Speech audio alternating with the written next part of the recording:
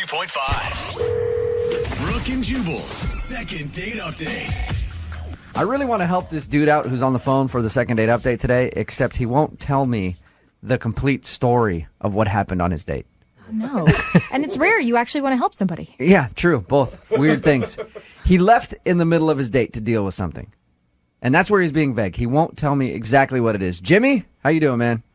Hey, what's up? Why don't you tell everybody what happened on your date? Like, you left at some point for what? I left because I have a bit of a medical issue, and I had to sort of go and deal with it. So when you say you left in the middle of the date, you got up and just left.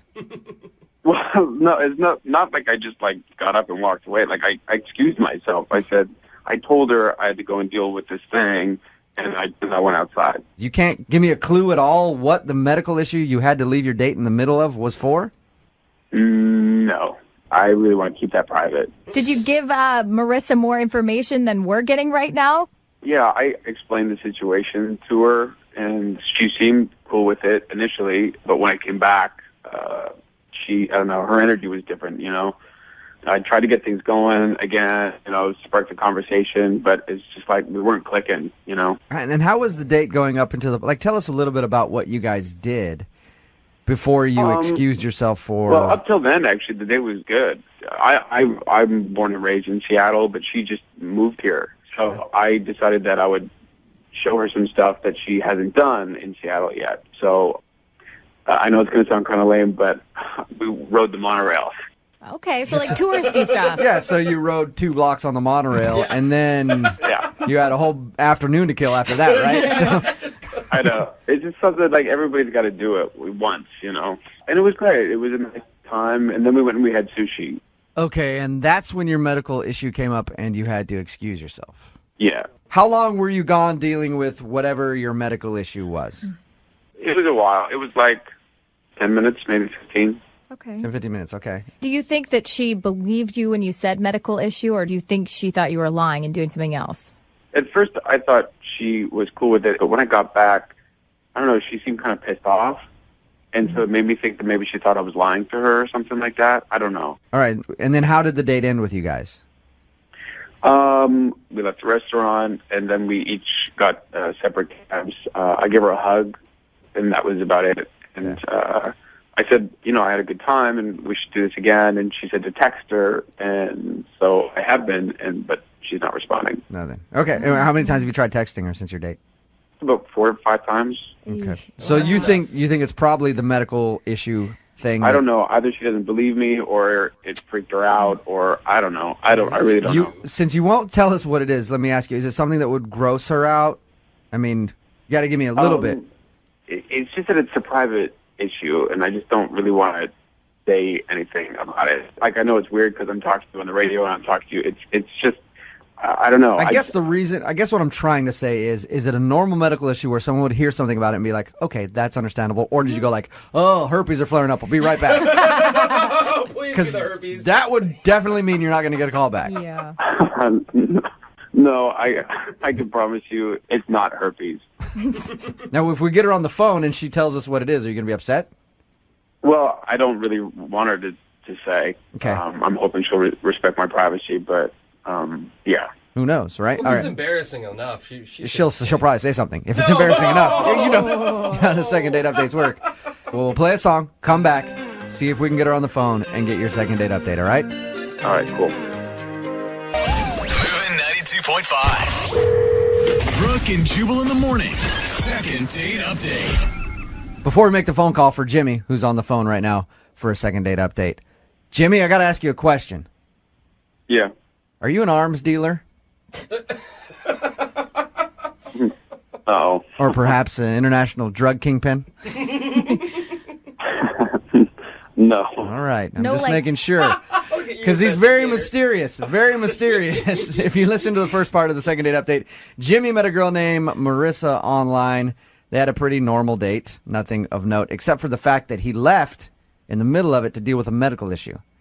He won't tell us what the medical issue is. So I'm assuming he was outside in the parking lot selling arms to our enemies. That's the natural conclusion. For at least like 15 minutes. Or drugs. I'm not sure which one, Jimmy. I'll figure you out, though. All right, man. Whatever. All right. I'll find you out. I smell a rat. I'm on to you. Yeah. So, and again, you were gone from the date for like 15 minutes. Yeah, like about 15 minutes. All right. And when you came back, that's the point where she seemed like she was ready to end the date and go home. Yeah, she seemed pretty cold and like not into it anymore. All right. Well, we'll dial the number.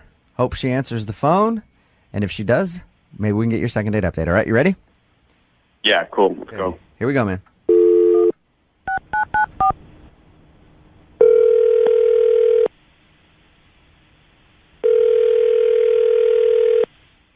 Hello? Hi, is Marissa there? Yeah, this is her. Hello, Marissa. How are you? This is Jubal from Brooke and Jubal in the Morning.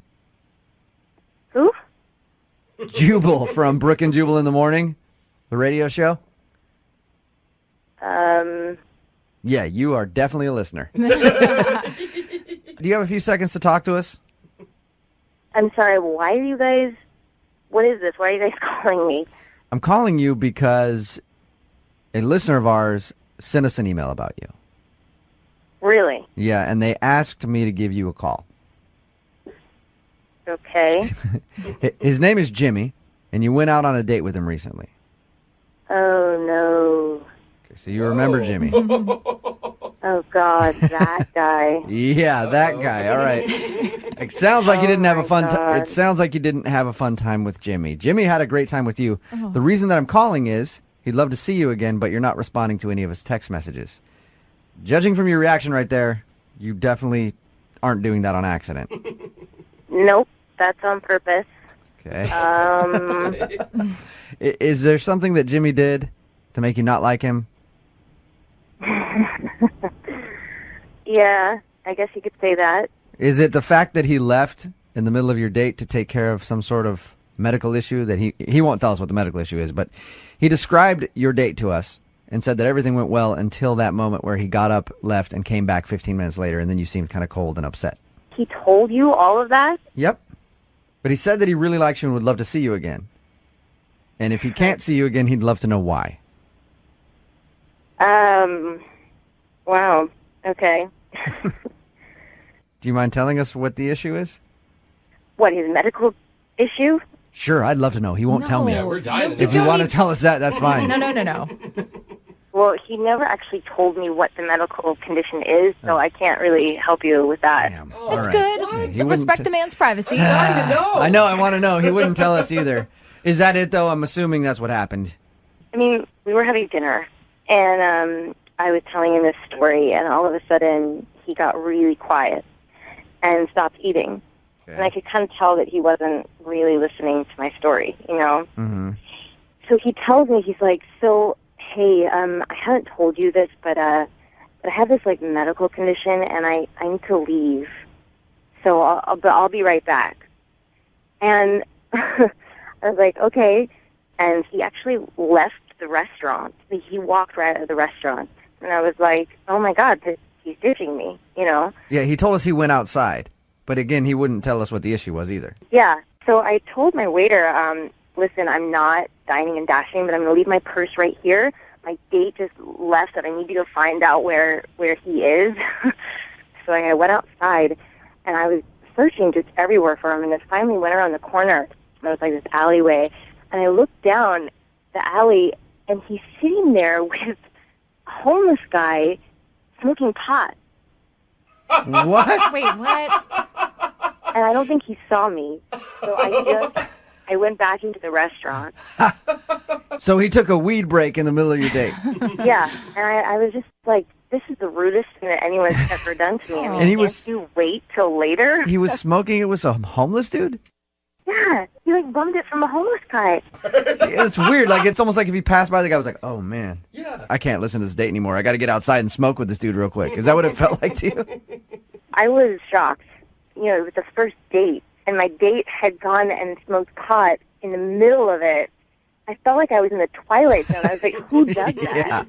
He could have at least invited you, right, Marissa? Oh, come on. Marissa, I've been turned off in the past when a guy has gone out and taken a cigarette break. So, I mean, I can sympathize with you on that. Do you feel like he lied to you? I don't care. Honestly, I just don't care. I just never want to see him again. Marissa, if you could say anything to Jimmy right now, what would you say to him? Stop texting me. Stop texting me. Okay. I would like you now to say that to Jimmy because he's actually on the other line listening. Shut up. Hey, Marissa. Oh, my God. Are you serious? Yeah. How's it going? What are you doing?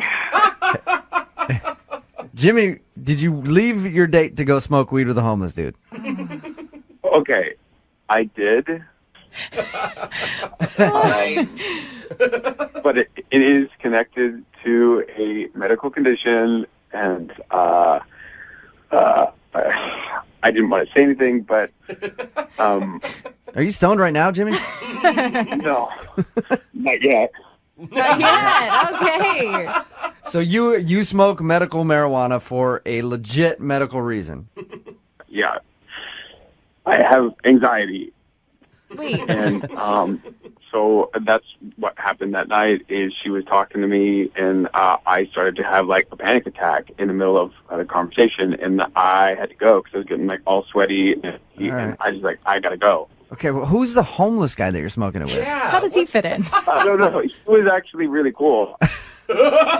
And he asked what was up. I gave him a toke, and he was like, you know, dude, what are you doing? You got to get back in there before she walks out on you. And I'm like, oh, my God, you're right.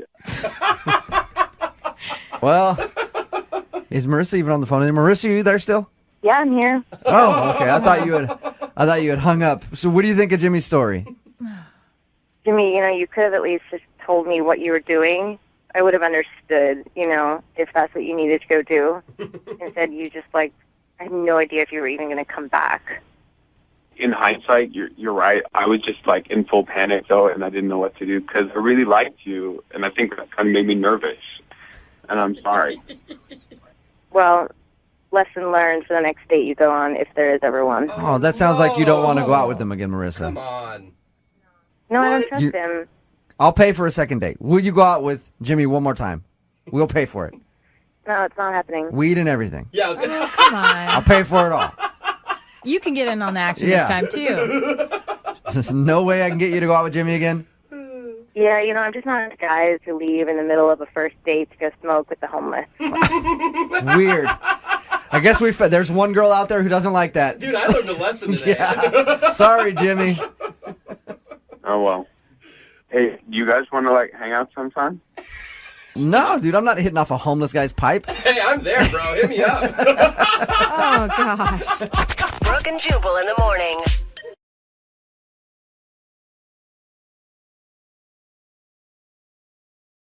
You know you must have really screwed up on a date if you actually save somebody's life and you still don't get a call back. What? Yeah, for real. Yeah. I don't know what you could have done, Patrick, but that's what happened on Patrick's date. He said he actually helped save somebody's life, but he's still not getting a call back. Oh, my God. What's up, man? How are you? Hey, how's it going? Dude, this Pretty sounds good. like an insane date. You know what? It was honestly one of the craziest experiences I've ever had. Oh, Whoa. I bet. You said you saved somebody's life. Unless that happens to you all the time, I would have to think it's a This is like a crazy once- experience. No, I don't do that all the time. Actually, I know. I figured that you didn't. He's But thank actually- you for clarifying. Before we talk about what happened, let's talk about the girl you went out with a little bit. What's her name? Jennifer. Jennifer. All right. And where did you meet Jennifer? We met on an app, actually. Okay, that's pretty common. Yeah. Was there anything that stood out to you about her?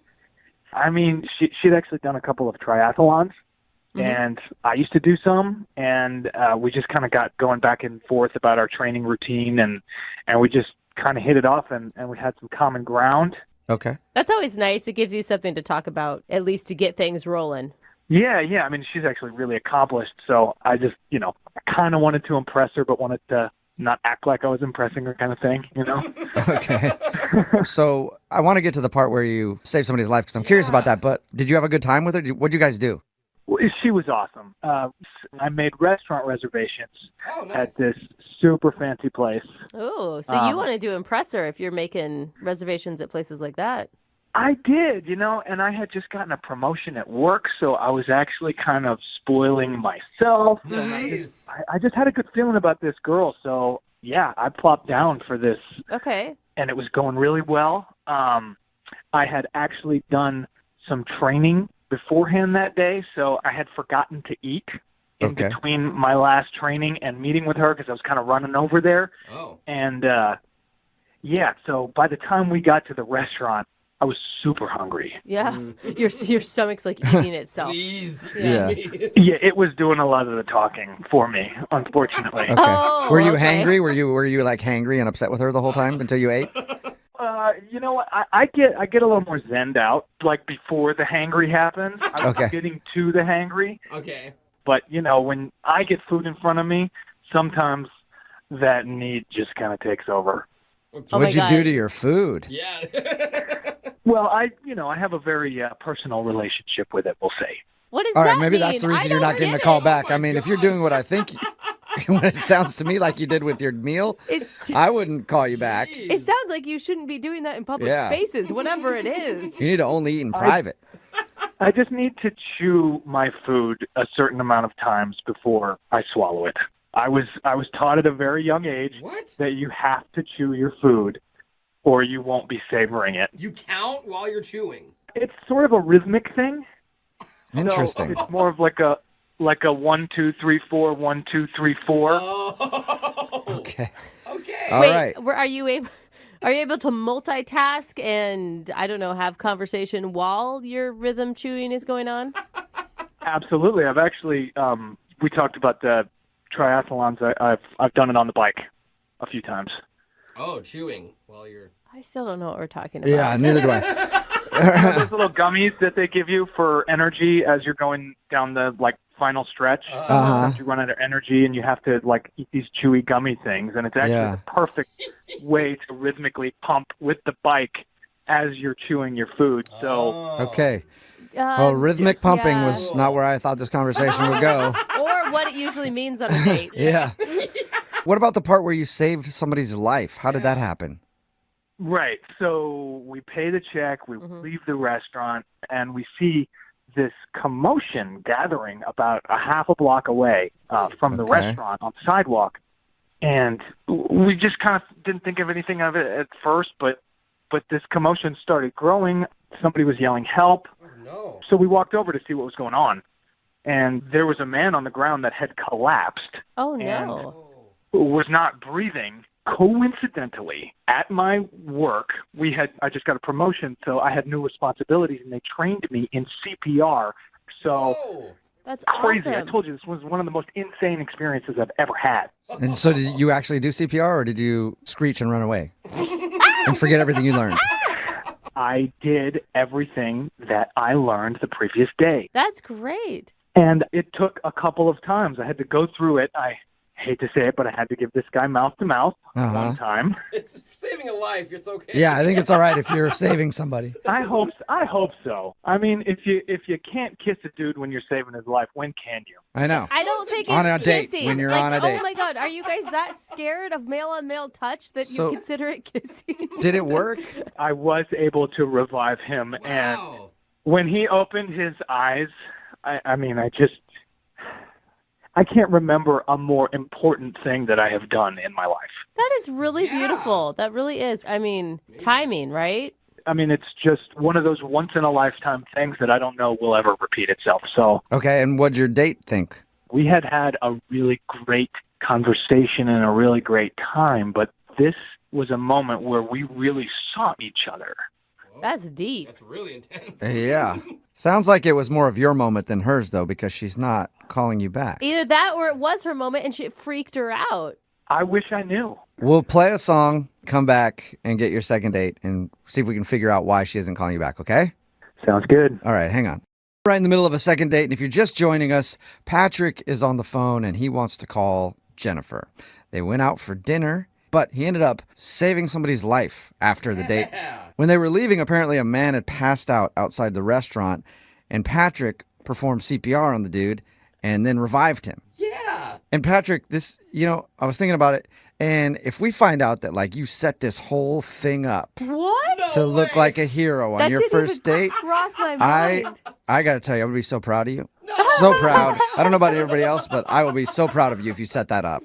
Yeah, I don't think I can give myself that much credit. Yeah, all right. really. Well, I mean, have you talked to her at all since your date? No, I've tried to reach out to her several times, and I mean, not too many, you know. Right. I mean, it is pretty crazy that she hasn't called you back, even if she didn't like you that much. I mean, you guys, that's a pretty intense thing to share. I thought it was a pretty special moment myself. Okay. Okay, that's probably not the right way to describe a man almost dying, but whatever. Yeah. After, when he came back. Okay. That was the special moment. Okay, well, I'm going to dial her phone number right now and see if we can figure it out. Here we go.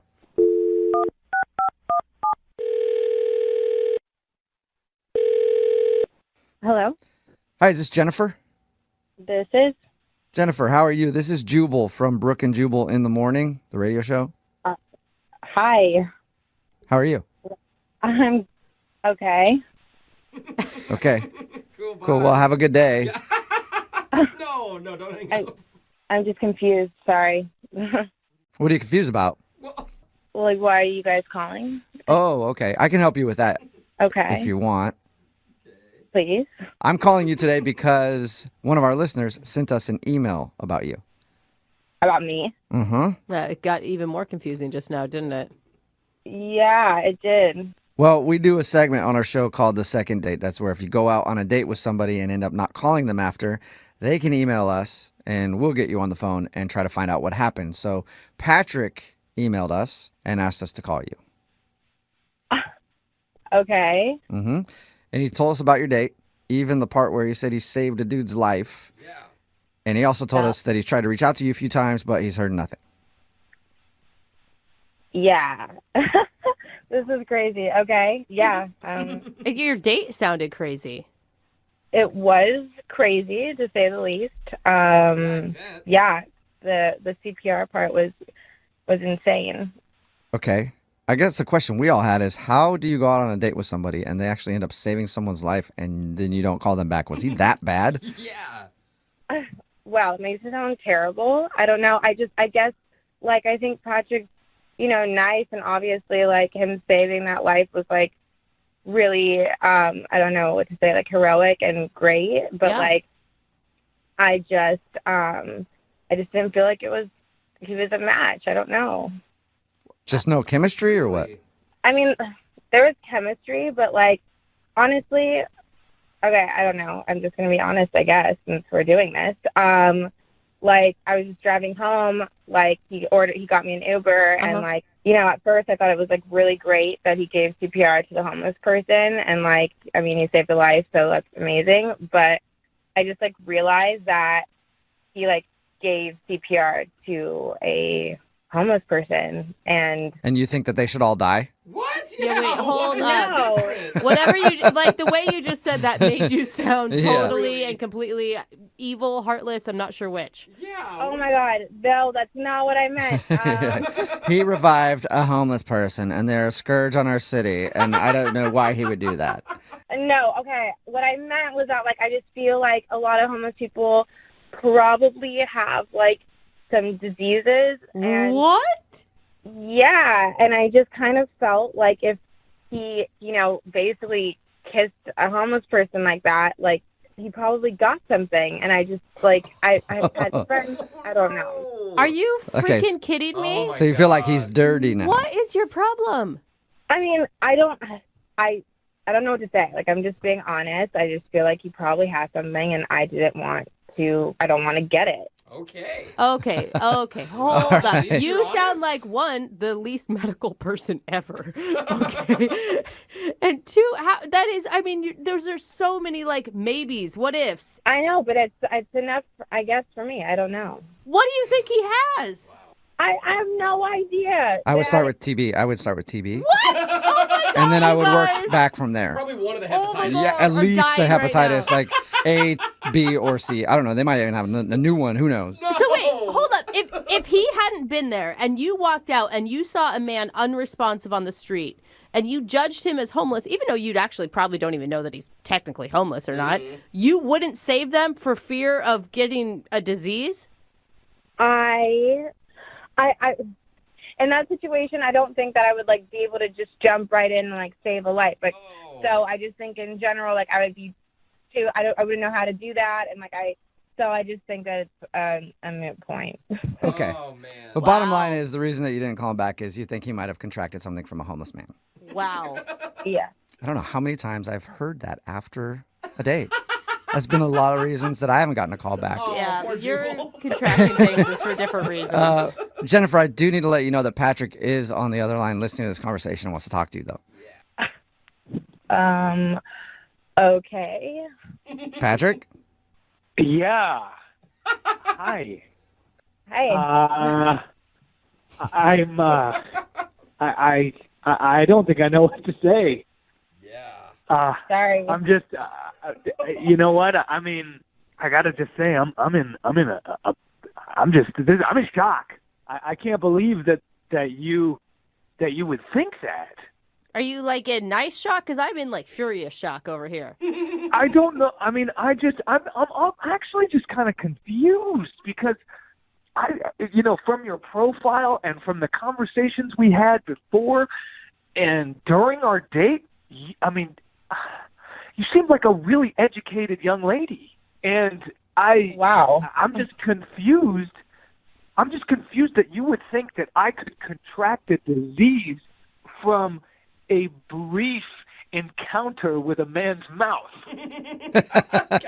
I mean, yeah, you explain it like that. Who knows, right?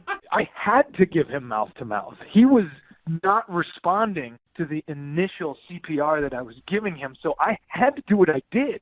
I mean, I totally get it, and I think that, again, it was, like, very heroic and amazing. You should have done it. I just think that I'm allowed to have my own feelings about it afterwards. That guy looked like he had a disease. Like you can't. No. What made him look like he had a disease? Give us some details. I'm just like his hair was just like so like tangled. Oh, and tangled hair disease. So no. I mean, he pretty much just looked like a hipster to me, Jennifer. Yeah. I mean, seriously, very thin line between homeless and hipster. Like, you're kissing dudes that you meet on apps, you think that they don't have disease. Like, they have just as much chance for disease as a homeless guy on the street. I mean, now I don't know. I just I don't want to debate about this for forever. Like, this is how I feel. And I just don't really want to deal with that. Like, I'm super focused right now, and I'm like healthy, training. So I just don't want to deal with like any of that stuff. I am still so blown away by your reaction to this. But if it makes you feel better, I can't believe I'm saying this. I will go and I will get tested. If it means For what? Everything? Yeah, what are you going to have them test you for? How do you even want to go out with her again, Patrick? I just want to prove it to her. I just want to prove it to her that me saving this man's life in no way put me in harm's way or possibly gave me a disease. I just want to disprove that theory. Okay. Honestly, like, I don't know. I think it's just still too soon, and like something can still come up, and so you can get. Yeah, some of that stuff can take months, Jennifer, before it actually pops up on a test. Because the problem is it's her feeling. It's not actual science or actual facts. Now that's just an opinion. I don't get that, Jennifer. You think every ER doctor and ER nurse in this country has a disease because of people that they've helped? No, I just think that maybe Patrick does. All right, well, Jennifer, would you like to go out on a second date with Patrick? We'll pay for it. We'll even pay for his health screening. I honestly, I'm sorry. Like, I know, Patrick, you seem super nice, and like I like can tell you're making a lot of effort, even just like with the phone call. But like, I just don't think I can. Oh, this is so dumb. I guess I can't really argue with that. Rejection is God's protection. So. Okay. Really? I thought it was Trojan. I'm with Jubal. Well, I guess I should have used protection when I was saving this man's life. Yes. Oh my God, But that from is now not on, what we learned here, you guys. Before you perform CPR, always make sure you have some protection on you, okay? Mouth guard. Yeah. Oh my God.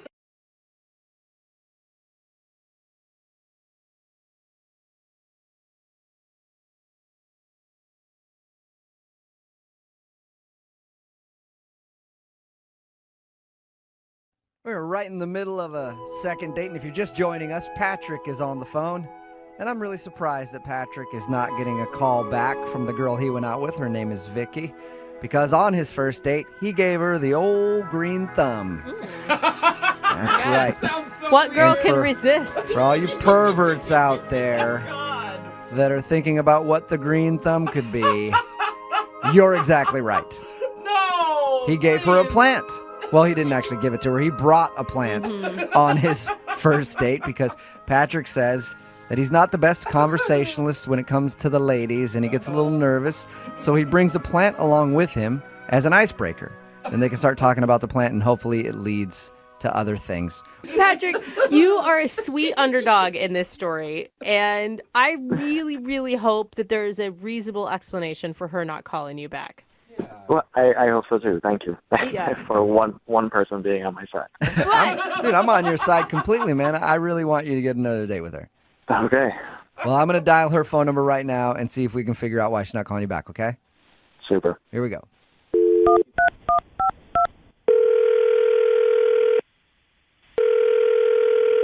Hello.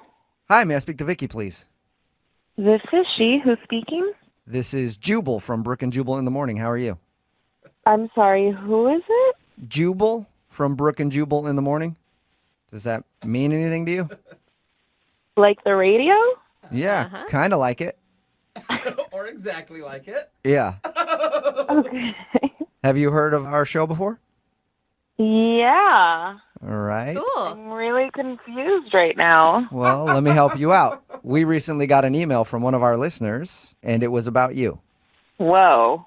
That's Okay. You, probably the appropriate response. You went out on a date with a dude named Patrick a little while ago.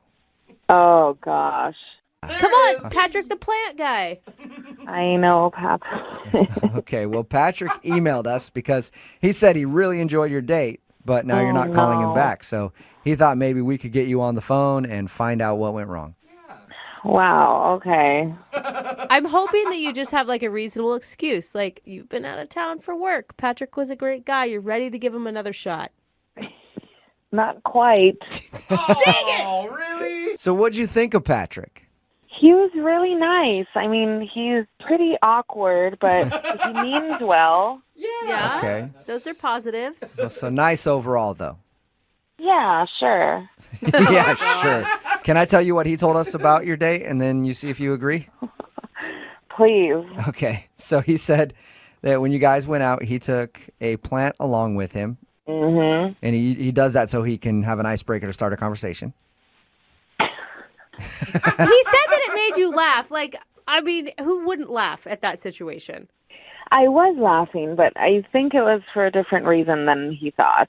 What do you Like mean? you were laughing at him and not with him? Well, you're not going to believe this, but this is not the first time this year that I go out with a dude who brings a plant. What? What? You've gone out with a plant guy before Patrick the plant guy? Way. I know. It's totally unbelievable, but it's true. Where are you meeting these men? In like an arboretum or something, or a greenhouse?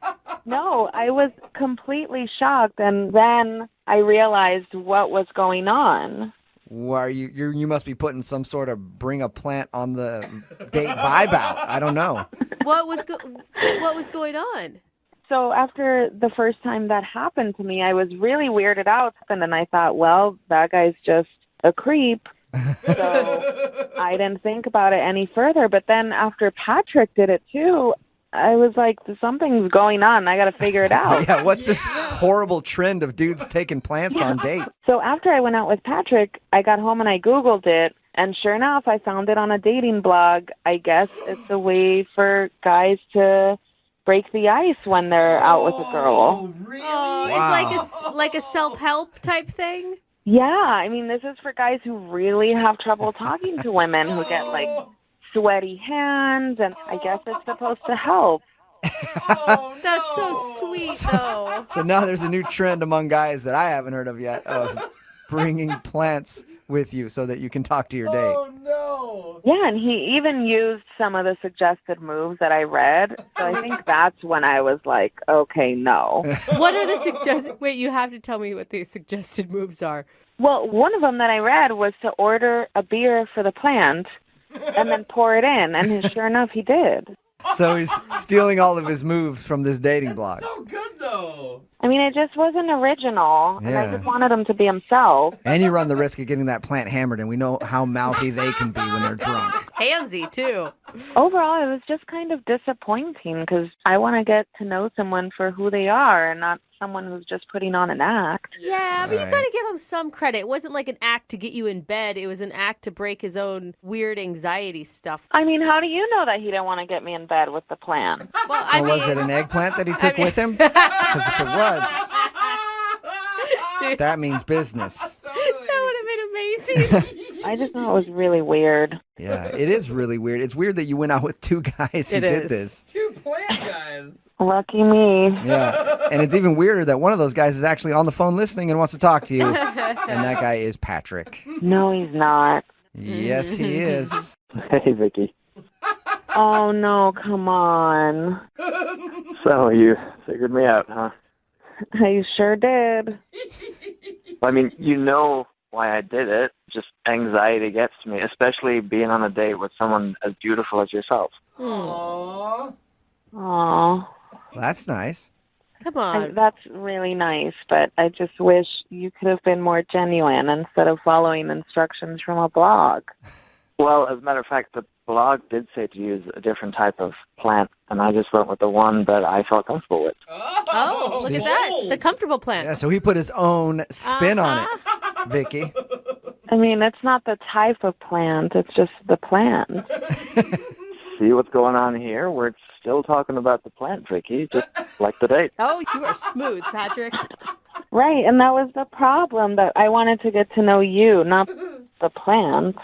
Right, and getting to know me takes a while. I'm, a complex person. So good. Oh, my God. You guys are laughing, but I'm a complex person, and I do enjoy plants. I have plenty of plants around my house, Oh. and you know what? It eases my anxiety, it eases my tensions, and provides fresh air for my home. There you go. See, look at that. Fresh air. Hey, Vicky, Patrick is a complex person. Would you like to go out with him again for a second date and get to explore all of his complexities? We will pay for it. We'll pay for a second date. I feel like you should really give him a second chance. Like, he understands that you were uncomfortable with the plant. You want to see who he is. I don't know, I just feel like if Patrick could talk to me about him or I instead of the plant, then maybe that would be... Well, Vicky, I'm going to jump in here because, look, I hear you, and you want to converse.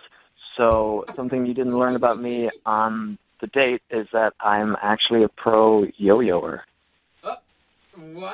Whoa. Dude, that is like, it's almost like a celebrity. Is that for real, Patrick? Yeah, I've been doing it for over 16 years now, and I've got tricks that I do myself that nobody else does. There you go, Vicky. That's something interesting. A pro yo-yoer. That's just not really a big turn on for me. What are you talking about? Walk the dog? Hello. Oh, walking the dog is old school. My tricks are so much better than that. Come on, Vicky. A pro yo-yoer who needs a plant in order to start a conversation. You're telling me that you're not turned on because I've got to take a shower. You know what they say about a man who can handle a yo-yo, Vicky? And I don't, actually. I feel like if this, then what else? What other weird thing is going to pop up? Vicky, the one other thing that you need to know about me is that I really genuinely like you. 100% really do. I promise. It's not a lie. I don't think I can do it. Oh, man. Vicky, that was so heartfelt. Dude, give up, Patrick. It's not going to happen. You've tried your best. Okay. All right. Well, that was easy. Patrick, time to move on, I guess. And Vicky, thank you very much for your time. Thank you. At least you have a cool story to tell about your date. Patrick, next time, don't give up the fight so quick, man. Okay. All right. Work in progress. Today, a listener named Patrick is on the phone to do a second date. He sent us an email that said he doesn't go out with a lot of girls. So he's really hoping that he can get another date Oh, I already like him. with Vicky. I guess that's the girl that he went out with, or maybe it's just somebody else, but that's the name he mentioned in his email. Patrick, how you doing, man? I'm doing good. How are you guys? Pretty good. He's Sounds like we're doing better than you are. Thanks. Yeah, no problem. Quite the intro, huh? I didn't mean to just punch you in the gut right away there. I think you had already punched him, and then you punched him again with that second one. Welcome to the show, Patrick. Thank you very much. Yeah, no problem. So your email said that you're really excited about this girl because you don't go out on a lot of dates. Well, I go on dates. It's just they're few and far between. There's been 3 in the past couple of years. Oh, now 3 in the past couple of years is not a bad ratio. Hey, come on. That may be by your choice, right, Patrick? You're just really picky. Is that it? Not so much that I'm picky. I'll pretty much go out with anyone. It's just Oh. I'm not very good at conversations.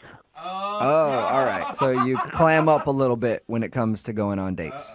Yeah, just a little bit. Well, if you have trouble talking to people, then how'd the conversation go on your date? It actually went surprisingly well. Really? I have an icebreaker that I bring with me, and I use it on this date with Vicky. That you bring with you. Icebreaker. You're not bringing an ice pick on dates. That could be scary. Well, no, it's not an actual icebreaker. It doesn't break ice. Oh, that's good. What I did was I set up just, a casual restaurant date, and I brought my potted plant. You what? I said I brought my potted plant with me. Like an actual indoor plant you brought with you? Yeah, just like a succulent, So it's a small plant. What is that? Yeah, and just plop it down there on the table, and it's the only table that has a plant on it, and girls always ask about it. Okay, All right, because so why wouldn't you? do you always bring a potted plant with you on your dates? Yeah, I've actually found for the past 3 that it's worked really, really well. No, it hasn't, Patrick, because you've only had 3 dates in a couple years, and you're on the phone with us. Right, but every date that I brought the plant on, the girl laughs, and that takes the focus away from me. So it gets rid of my anxiety about the date, and it just lets us kind of, as I said before, break the ice.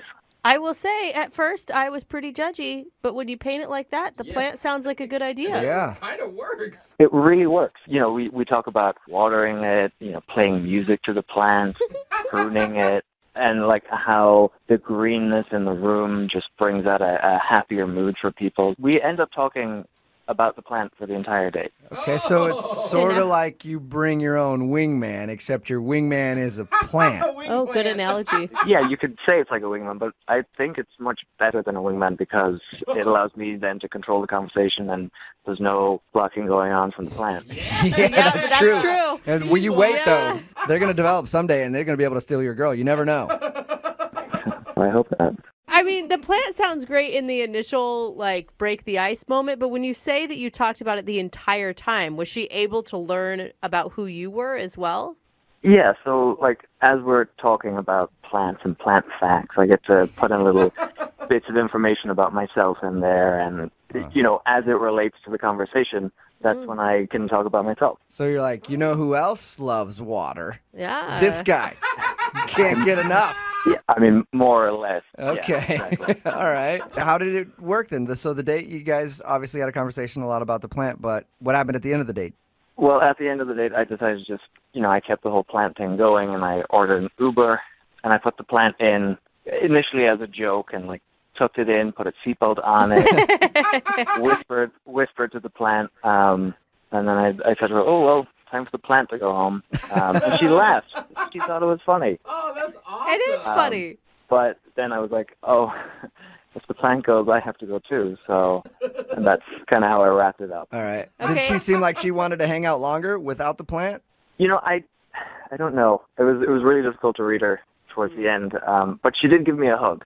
So That's that was good. a big thumbs up there. Yeah. She gave you a hug. Well, what I'm thinking is she might not be calling you back because maybe she was hoping you would have made that joke about the plant going home, and you two could have still hung out the rest of the night. But instead, you were like, "Yeah, I'm gonna get out of here too," and then left. I hope that's not the case. If that's so, then I guess the plant did end up blocking me. Yeah. Sounds like it. That plant's not going to get water for a week now. And how long has it been since you heard from her? Well, I was texting her last week. She'll respond if I say, hi, how are you? How's your day going? Uh-huh. But if I ask her if she wants to go on another date, she doesn't respond. Huh. All right, that's a bad sign. Yeah. All right, well, we'll play a song, come back, call her, and get your second date, all right? Great. Sounds great. Okay. Thank you. Hang on.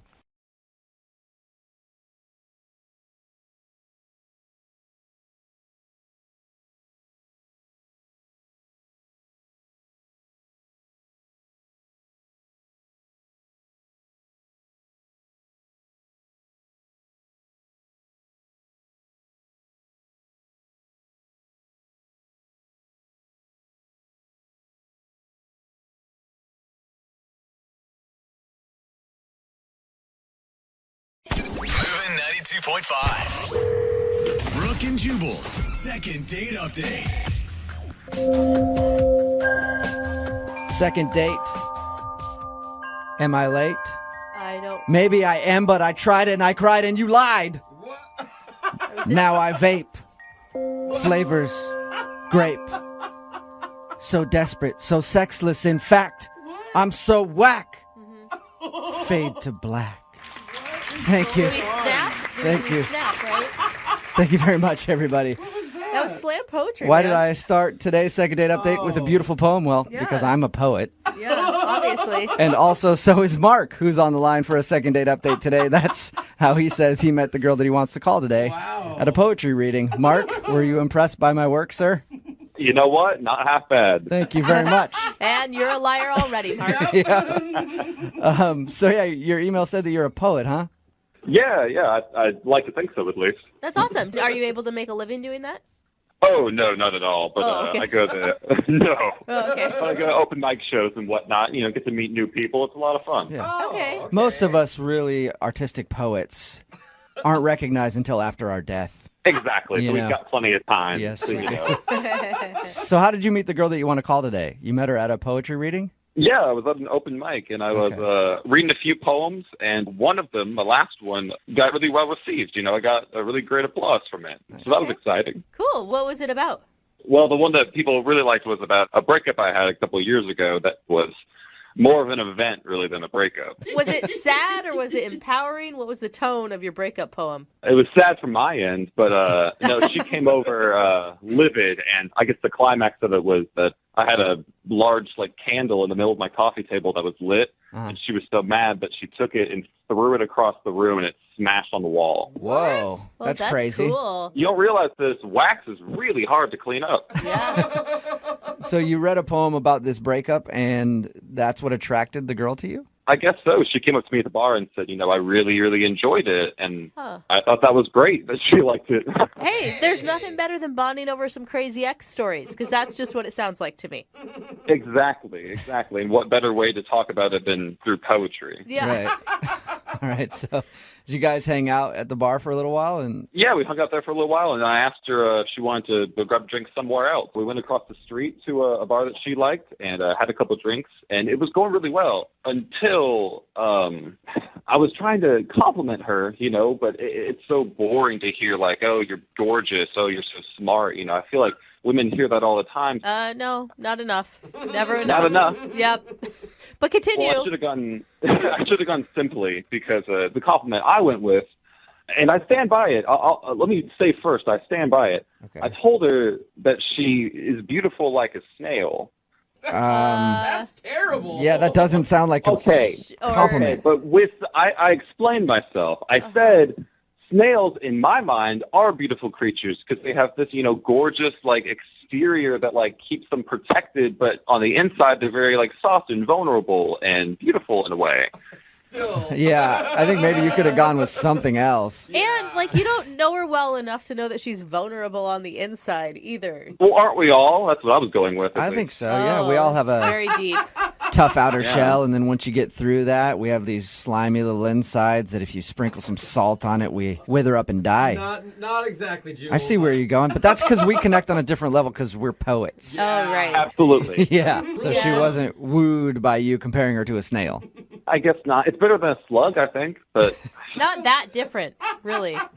Did her mood change after that? Yeah, I'd say so. The conversation got a little more difficult after that, and then at the end of the night, I just said, I had a great night, and she immediately stuck out her hand for a handshake. Yeah. And that was it, huh?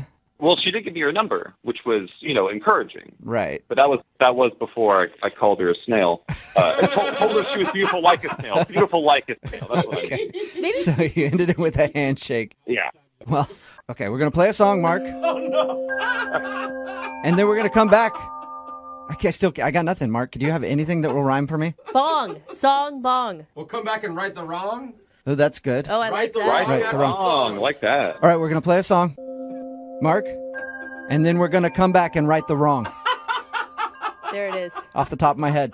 Boom. Brilliant. Yep, first try. All right, hold on, man. We'll be back right after this. Moving 92.5. Brooke Brooke and Jubal in the mornings. Second date update. Hold on. Let's try this again. If you're just tuning in, second date, big mistake. Mark's irate. Date is a flake. Okay. So gone. So bad. Never any encouragement from dad. Why, Mark's dad? Was it so hard to care? Instead, you were careless, and now Mark's in distress. Hold him. Thank you.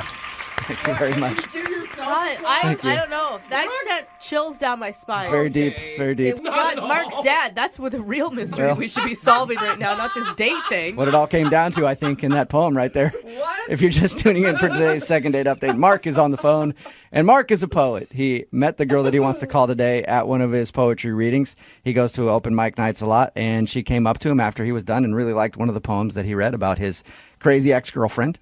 They talked at the bar for a little while and then went somewhere else to hang out, and he says that her mood kind of changed when he said that she was as beautiful as a snail.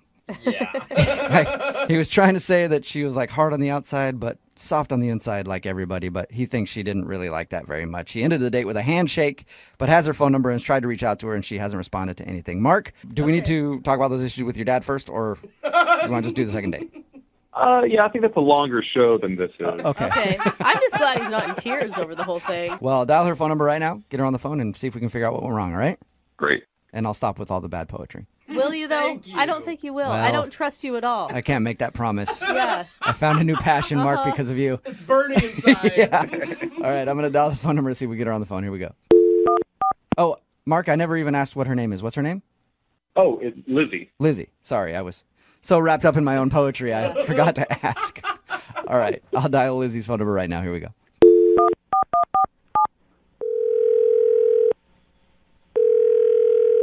Hello? Hi, can I speak to Lizzie, please? This is her speaking. Who's calling? Hi, Lizzie. This is Jubal from Brooke and Jubal in the morning. Okay. What is this? It's a radio show. That's odd. I've never been called by radio before. Well, cool. There's a first for everything. Any idea why I'm calling you? No idea. Okay, well... Contemplating hanging up. No, please don't. Please don't hang up. Yeah, don't hang up. You're going to be very interested in this phone call. Okay. Because it involves, I'm sure, one of the many men that's vying for your attention. Beating down your door. I guess you're implying that I go on lots of awesome dates. Well, I heard you're as beautiful as a snail, so I figured you're probably going out on a lot of dates. Sounds vaguely familiar. Does it remind you of somebody named Mark? Yeah, actually. That's not a bad giggle. That is kind of a positive giggle that you have right there. Well, I mean, that was kind of cute. Cute? It was cute. Okay. You liked it. So, yes, Mark is the guy that asked us to call you. He says that you met after one of his poetry readings, and he really enjoyed spending time with you, but now you're not answering any of his phone calls or text messages. And he was hoping we could find out why. Well, it wasn't like the best date ever. Okay. Okay. He said he thought that you liked him until he said the line about being as beautiful as a snail. I mean, the snail thing, I was like, what? That's weird. But it was like, I don't know, I guess he was just trying to be like dorky and poetic and find meaning in nothing and then make it something. Okay. So I was like, oh, you know, like he's trying, so that's nice. But So wait, it wasn't the snail line? no, it wasn't the snail line that got me. Was the date already bad before the snail line? Because he thought that was the turning point. No. I mean, he made fun of me. What? Like how? Well, we were just talking about poetry and stuff, you know, like you do at places where people will go and talk about poetry. And Makes sense. Yeah. so he asked me, you know, who my favorite poet was, and I told him, and he just laughed at me. He just made fun of me and for it. So I thought, wow, this guy is kind of a joke. Oh, wow. So you brought up your favorite poet and he laughed at your taste? Yeah, it just shot me down. Like, Did you tell him that? we talked about it. We kind of felt like we were arguing and going back and forth, and it was just not comfortable. And I like how he asks your opinion and then says, that's a bad opinion. yeah, maybe he thought I was joking, but I definitely wasn't, because my answer was one of my biggest inspirations. So when he shot me down, I was like, wow, this guy's a f***ing ass. Yeah. Okay, well, who's your biggest inspiration? So I said that my favorite poet was Dr. Seuss, and he laughed at that. That's awesome, though. And now the guy in the background's laughing. Great. Yeah, but You don't expect people to talk about great poets, and then I mean maybe you do. I don't know. I'm not a big poetry guy, but I wouldn't think Well, I Dr. mean- Seuss like. I thought she's kidding. Well, see, yeah, I mean, like, it doesn't matter, like, anytime I bring it up, everyone's going to think that I'm kidding, like it's a joke. And see, he's laughing again. Sorry, I'm sorry. Oh my God. Look, I can tell So frustrating. you're getting upset, and Jose laughs at everything, Yeah. so don't worry about that. Okay, he laughs at everything. But Okay. I will tell you this: Mark is actually on the other line listening and wants to talk to you. Oh my God, are you serious? Yes. Sorry if that makes you even more upset. Oh my God. Dr. Seuss? That's what this is about? Well, yes, that's what offended me. Like, you really hurt my feelings because I, vulnerable like a little snail, opened up and told you something that I liked, and then you just like shoved it right back in my face, and it was rude. I was like, I genuinely you have no thought you respect were kidding. No, you have no respect for me. So why would I call you back? It's not that I don't have respect for you, Lizzie. We have a great time. I'm just saying Dr. Seuss is who inspired you to be I mean, what is Well, that? yeah, I mean, obviously you cannot get past that. Then, like, if you can't, deal with the real me, then you don't deserve it. So. One fish, two fish, red fish, blue fish is not a poem. I think it is. Yeah, it rhymes. It definitely is a poem. It's a poem for children. I thought we were talking about real poets. I thought we were having a grown-up conversation, and then you start talking about, everyone loves the Grinch, but I'm not 10 years old anymore. Mark, you need to back off right now. What? Am I offending you right now? Does anyone else there actually think Dr. Seuss is a real poet? Oh, come on. Truly. Maybe the people that bought the over 600 million copies of his work that was sold, yeah, maybe that counts for something. What have you sold? Ouch. Okay, well, maybe I haven't sold anything, but did Dr. Seuss go to open mics every weekend trying to, perfect the craft? No, he did not. Do we know that for sure? I don't know. Yeah, I know. Maybe Dr. Seuss did go to open mics. I guarantee Dr. Seuss never opened up to a live audience in a dive bar. I bet he was at home scribbling down children's writing. I can't believe how ignorant you are right now. He went to Dartmouth College. I'm sure he had to speak in front of many people. How do you know so much about him? That's interesting. Like I told you, and you didn't listen to me before, he is one of my biggest inspirations. So, yeah, I'm going to know some stuff about him. And, you don't even have a clue what you're talking about. You're the one that called me. Look, if I wanted to be a hack like Dr. Seuss and write about cats and hats and bats, then I could. And you know what? I could probably sell 1 million copies, but I don't. I go up there and I talk about my feelings and the world around me like a real poet's supposed to. I find it hard that I even have to defend myself in regard to Dr. Seuss. Other than writing children's books and poems, I mean, he's very political and he has all kinds of hidden symbolism in Green Eggs and Ham. And my God. No, that's not. What is the symbolism in Green Eggs and Ham? Food poisoning? Bad meat? Yeah, Mark, why don't you go back to your own apartment and write your whiny poems about your ex-girlfriend, because that's clearly the only type that you can get. Well, okay, great. Why don't you just go back to the bookstore and sit in the children's section on a mini stool and read your pop-up books? How about that? Ouch. Yeah, it would be more pleasant than talking to you, that's for sure. I thought for sure we would get you on the phone, Mark, and you'd apologize and say, oh, my God, I didn't mean to diss your inspiration. I'm sorry. I would have if she didn't double down on it. I mean, good Lord. Good Is that not what is that not what this whole phone call is about? Just to make fun of me some more? No, it was to try to get you a second date with Mark, which, if you would like a second date with Mark, Lizzie, we will pay for it. Would you like to go out with him again? No, hell no. That is the last thing that I would want to do. I'd rather go sit in the children's section of the library and read pop-up books. Thank you. It does sound pretty fun, actually. Never call me again. Wow. Hey, Mark? Yeah. No second date for you, man. I'm sorry.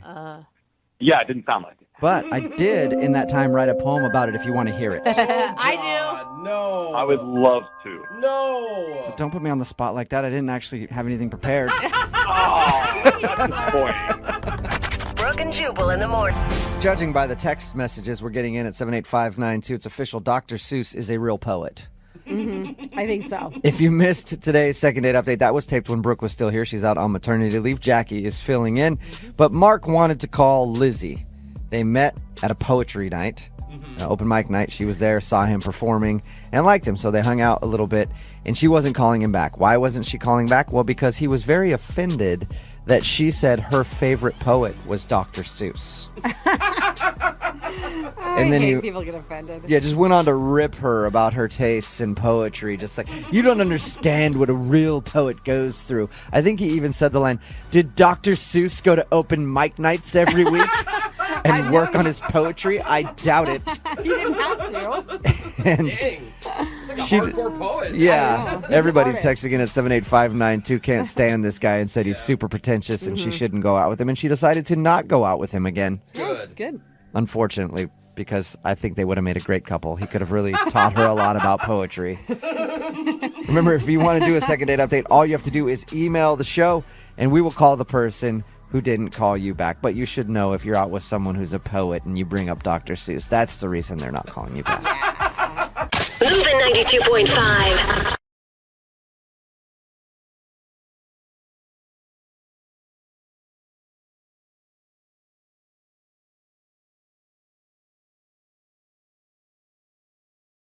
Moving 92.5. Brooke and Jubal's second date update. The girl on the phone for a second date update today met the guy that she wants to call at a place where I've actually met a lot of women. The golf course. You have? Yeah. Like you've hit on women at the golf course? Yeah, I just kind of hang out and hide behind the windmill, the giant windmill. And then when they come up to retrieve their ball, I just pop out from behind them like, hey, what's your name? Come to the golf course often? Why are you running away? Where are you going? Yeah. Where are you going? I just wanted to talk. You're not getting your ball back until we talk. Yeah, it's a really scared 8-year-old you just chased down. Never very successful for me, but apparently it was successful for the guy that she wants to call today. Hannah, how are you? Good. How are you doing? Good. Okay. So you met the dude you want to call today at the golf course, huh? Yeah, we were at the driving range, and, I had got some new clubs, so I wanted to try them out. But I spotted this guy, Derek is his name, and he was so cute. I was kind of playing it a little coy, like I was having some issues, because... Wait. You played the dumb girl, I don't know what to do with my clubs move? No, not necessarily dumb girl, but I was more so playing it off like, these are new clubs. Like, maybe do you want to show me how to use them? Because I really, really wanted him to help me. Okay. So, Yeah. Hey, excuse me, sir. Would you mind helping a lady out with her golf clubs? I can't possibly seem to swing these big, heavy things, but you got those big hands and those big arms. Maybe you could wrap them around me and show me how to work one of these golf clubs. yeah, exactly. Okay. Okay. Sweet. Did it? I mean, it obviously worked. Well, not exactly. He came over and he helped me out because he works at the golf course, right? So he was obviously busy. Yeah, he was busy doing other things, and he helped me for a little bit, but then he kind of left me alone and went and did his own thing. Oh, okay. So he was an employee. I thought you were just hitting on a random guy there. Me too. Like he was paid to help you. Yeah. Yeah. That's frustrating then when you're like, I'm going to flirt with this dude. And he just comes up and he's like, yeah, those clubs are on sale. Those clubs, I would recommend those for you. I'll see you later, ma'am. Have a good day. And you're like, wait, I wanted to flirt. And he's gone. So did you just end up being an annoying customer at the driving range, following this poor guy around on his shift? Maybe a little bit, but it ended up like working out in my favor because he came back around, after like 45 minutes or so once he wrapped up whatever he was doing, and he asked me out to dinner. Oh. You waited 45 minutes? Good for you. Well, she wasn't just standing there, right? Bought like 10 buckets Yeah, of balls that's then. persistent, though. I like it. Yeah, it worked out. So fast forward to our dinner date. We show up at dinner, and he is so cute. He's all dressed up, and he's being very gentlemanlike. Okay, like, so very, very gentlemanlike. He's trying to impress you. This all sounds great. Yeah, so at the beginning of the date, I was thinking going into it, and after I showed up and I saw him, how nice he looked, I thought this was going to be a great date. Like, this could possibly be a really great date. Yeah. Awesome. It sounds like it wasn't, though, because you keep saying it could be. Yeah. I thought it was going to be. Yeah, unfortunately, it just did not go at all how I had hoped. Oh, What happened? What was so bad about it? Well, we sat down and we ordered drinks, And before, like, we even ordered dinner, he said, I have to go grab something out of my car. And then he said he'd be right back. And this is where it gets really bizarre. All right. The drinks came. I kind of sipped on my cocktail. But I waited, and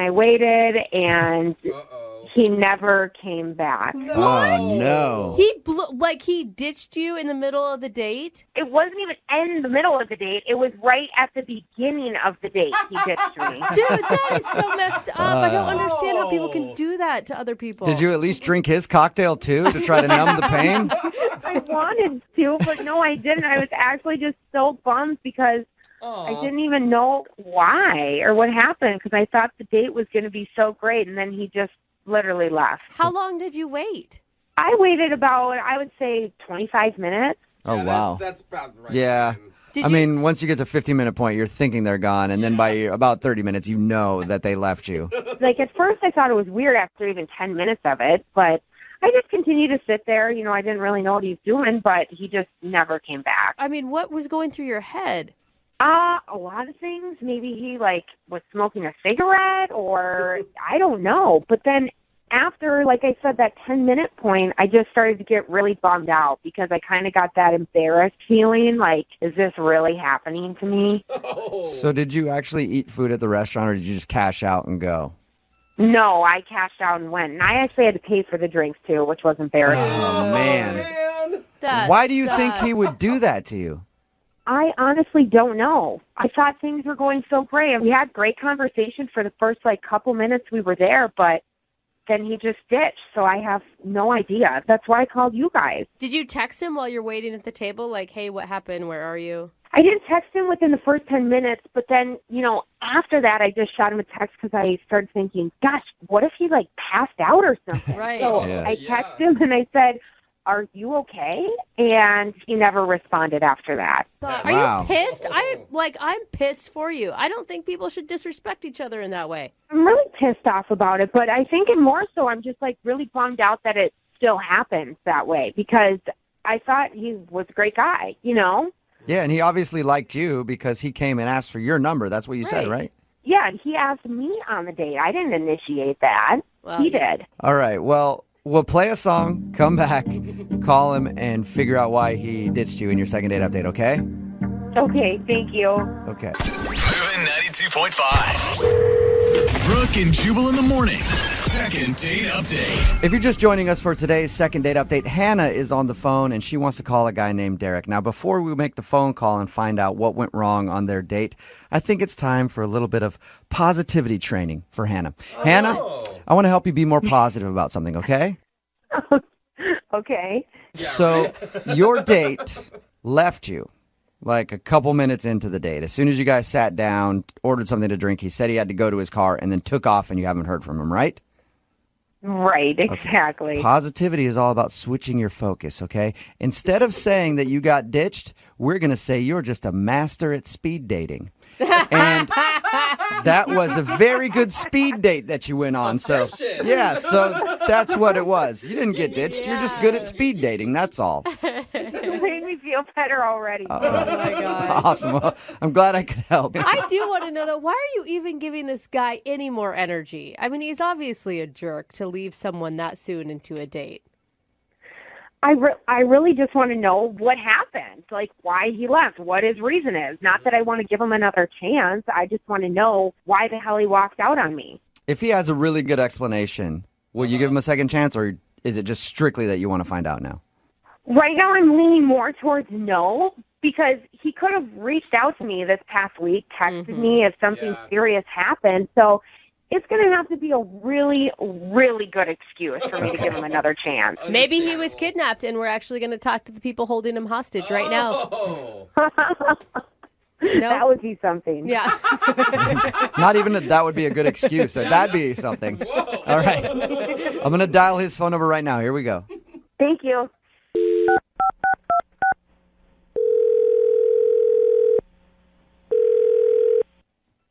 Hello? Hi, I was looking for Derek. Yeah, this is Derek. Hey, what's up, Derek? How are you? This is Jubal from Brooke and Jubal in the morning. What? This is Jubal from Brooke and Jubal in the morning.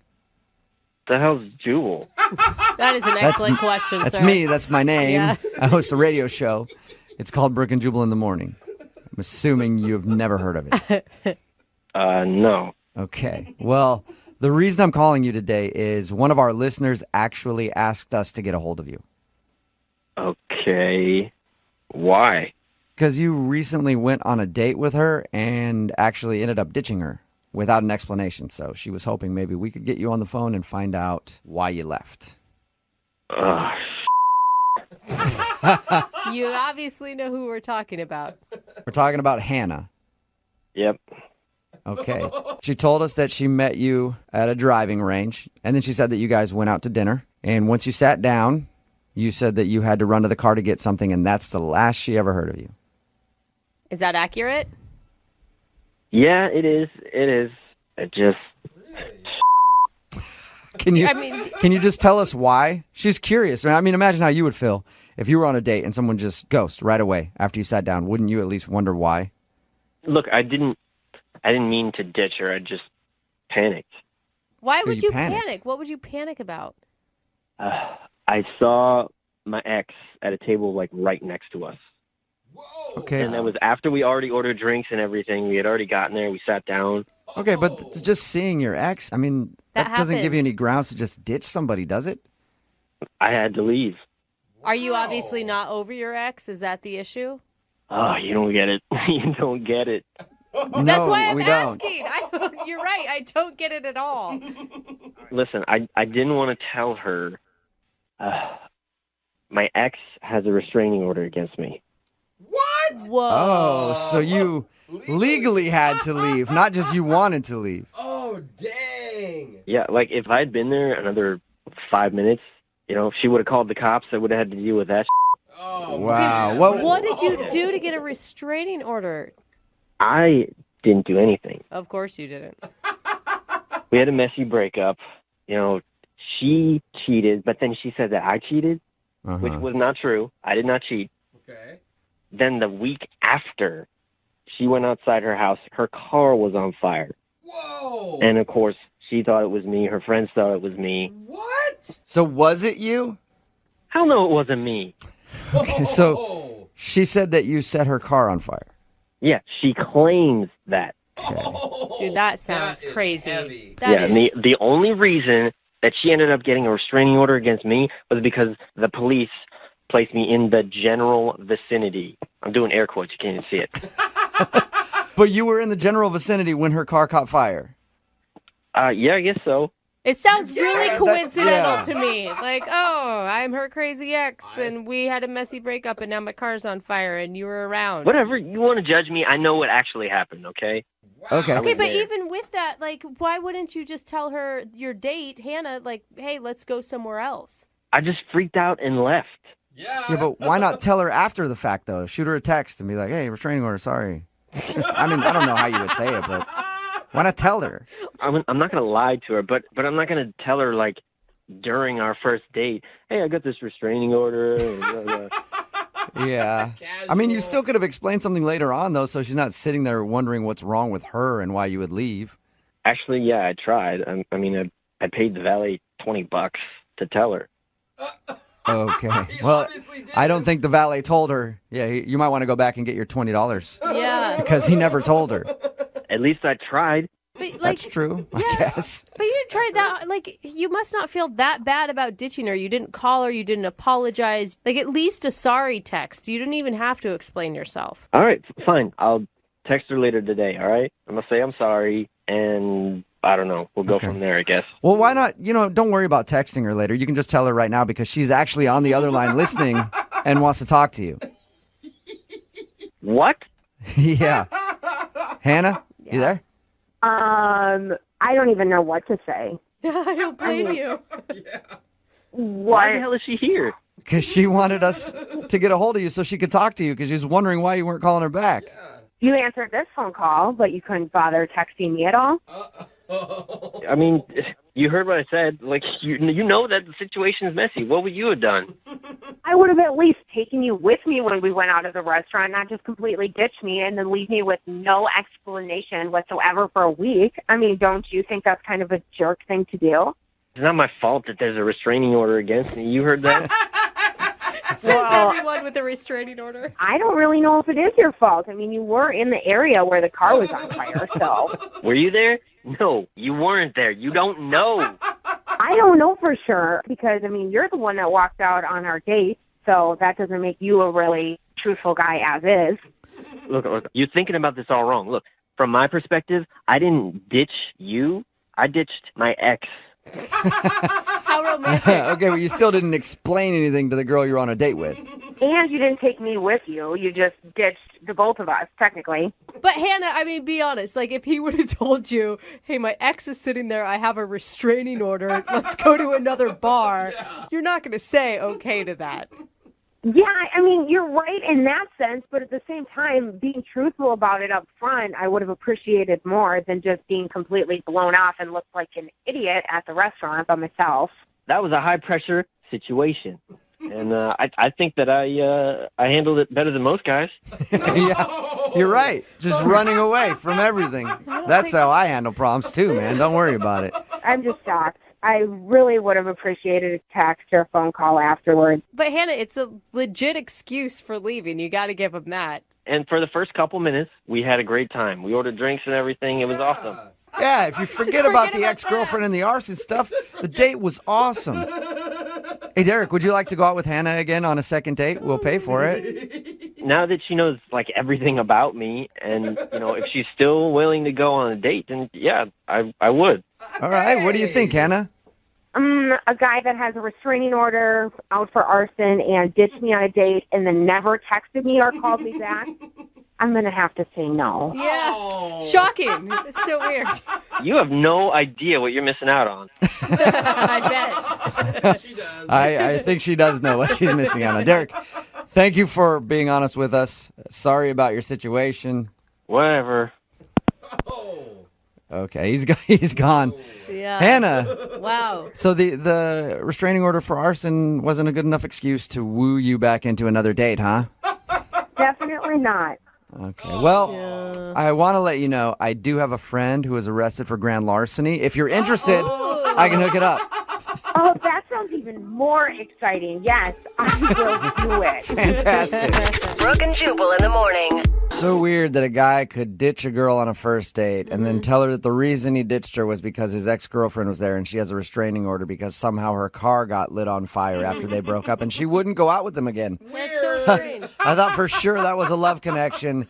In case you missed the second date update, that's exactly what happened. Hannah wanted to call a guy named Derek, mostly to get an explanation on why he left. Yeah. Like right when they sat down for dinner. We got him on the phone. He said he left because his ex-girlfriend was there. He has a restraining order because after they broke up, somebody set her car on fire. He says it wasn't him, Yeah. but he happened to be in the general vicinity, so... And he never said They that it issued wasn't a restraining anyone he order. didn't know. Yeah. You know, like, and I can't believe how many people are texting in saying, I believe him. She A should lot have of people. said yes. I know. A lot of people are on his side. My God. I don't know. If I were going out with someone, they ditched me, and then I found out the reason they ditched me was a restraining order for whatever reason, I there's- probably wouldn't go out with There's them no again. benefit of the doubt on that one. Remember, if you want to do a second date update, all you have to do is email the show, and we will call the person who didn't call you back. Moving 92.5.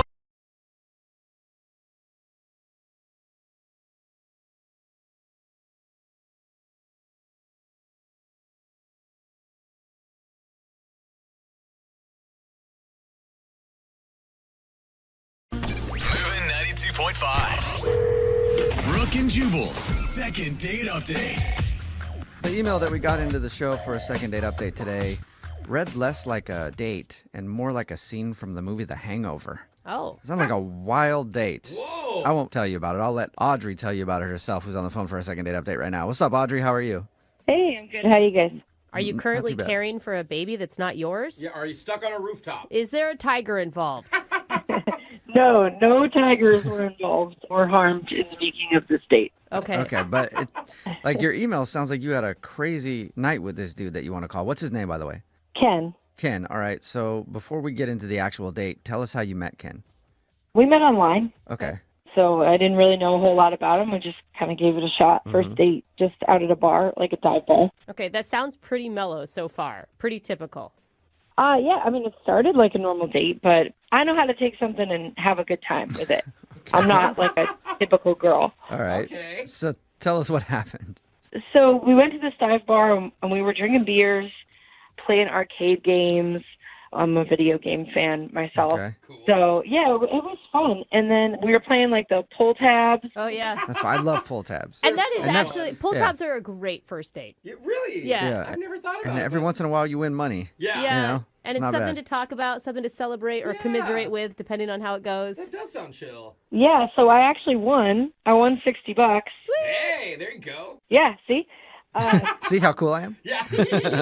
So Ken made a joke that we should just turn it all into ones and go to the strip club. Oh. And I was like, yeah, let's do it. I figured I'd call him on his bluff and see if that's something he really wanted to do. Well, and you know, Dang. behind every joke is also truth. So Right. I'm guessing he was down. He was down. Wow, that's a surprise. Yeah. I do feel like that this is a really romantic first date story. Like your pull tab money turned into stripper tips. Mm-hmm. You know, every great date has to start somewhere. Yeah. That's a very, very well said. So did you guys actually go to the strip club then? We did. We Woo. had a ton of fun. We were doing shots, and I actually bought him a dance. I Nice. just thought it would be funny. And then we hooked up a little in the bathroom. Oh my A god. little. I'm sorry, that is so gross. Like just I mean dirty not is Right. in like I think you're dirty. I just think that the bathroom of a strip club is a disgusting place filled with germs. Yeah, strip club bathrooms are never very nice. No. But, I mean, Yeah. awesome first date. You guys played Yeah. pull tabs, then I'm you took still the money, into went it. to a strip club, and then messed around in the strip club bathroom. Like, Sounds cool to this me. dude had to have been loving life. Yeah. Oh, yeah, for sure. So did it come to an end or did you guys stay the night with each other? Where'd you go after the strip club? Well, yeah. So when we were hooking up in the bathroom, we got kicked out. The manager, yeah, he kicked us out. That's awkward. I do feel like it's kind of hypocritical of the strip club. Yeah, Like, excuse me. you no know- sexualness around here. Yeah. Like, that's literally what they do. I don't know. I mean, it was probably for the best because we'd had a lot of shots at that point.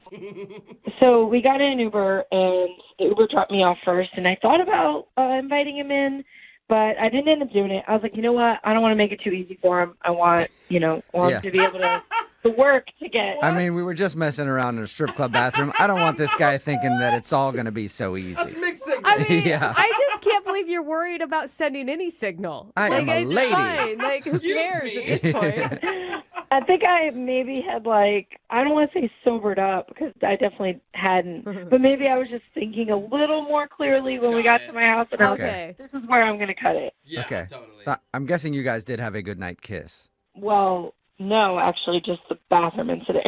What? You didn't even Okay. kiss goodnight? No, I think he was expecting me to invite him inside and was waiting for it, so he didn't go in for the kiss because he just kind of assumed, and then I was like, well, have a great night. It's been fun. So I actually, Audrey, I think that's like a baller move. Like, this guy is totally expecting to go to your house and stay the night. And then you didn't do it. Right. You got him all riled I up, mean, though. you're keeping him on his toes. Yeah, that's what I think too. So, I mean, we were texting a little bit the next day, so I thought everything was cool, and then all of a sudden, just silent. Like, Huh. I haven't heard from him since. Why do you think he stopped talking to you? I don't know if he thinks I'm like a party girl, and maybe he's trying to find someone more serious, but like, he doesn't really know me well enough to make that assumption yet. Right. If this was me, I think he's pouting. Like, what? We were kissing. You took me to a strip club. You got all this sexuality around me, and then you just say goodnight, and I'd be a baby, and I wouldn't call you either. But That's so weird. That's just me. Okay. Well, if that's the case, then that's not cool. Because I was so cool to him the whole day. Like, what other girl is going to, throw down drinking beers, playing games, go to a strip club? Like, are you kidding? True. Right. Special. Yeah. I mean, I'm surprised he's not calling you back, and that's the only thing you can think of is maybe he just thinks you're too wild. I mean, I'm a little taller than him. Aren't guys real self-conscious about that kind of thing? Yeah, Some they are. Yeah. I mean, did he mention that at all on your date? No, but I mean, I've had guys not want to date me because of my height before. Okay. Mm. All right. We'll play a song and then come back and call him and get your second date update, okay? Okay. All right. Hang on. Don't go to a strip club or anything. Just wait a few minutes, okay? No, I'm cool. All right. Moving 92.5. Brooke and Jubal in the mornings. Second date update.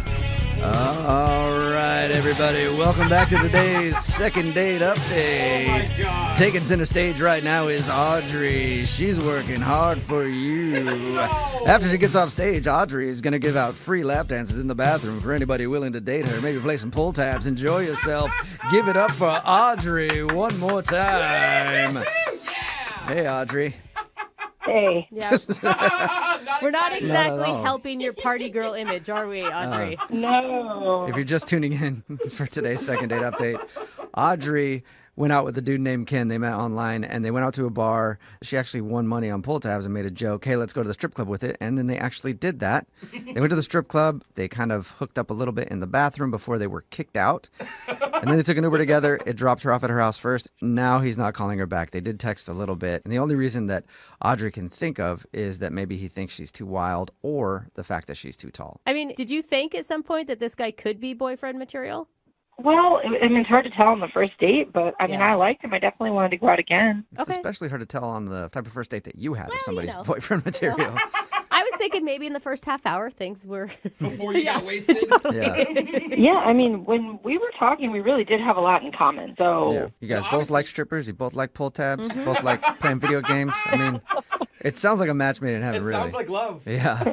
I know, like, what guy says no to this? apparently only Ken Yeah. right now. Well, I'm going to dial his phone number now, okay? Okay. All right, here we go.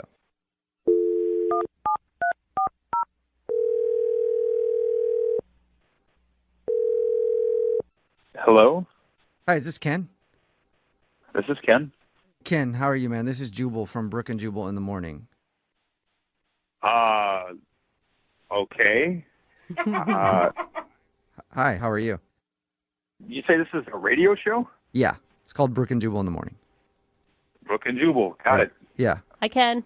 Hey, Hey, why are you guys calling me? Just checking in with people around town. God, no, you're not. I'm calling you because we do a segment on our show. It's called the Second Date Update. That's where if you go out on a date with somebody and then don't call them back after, they can email us to get you on the phone and find out what happened. Okay. How does this involve me? Because you recently went on a date with somebody and then now you've kind of ghosted them. Wow, okay. So I'm guessing this is about Audrey?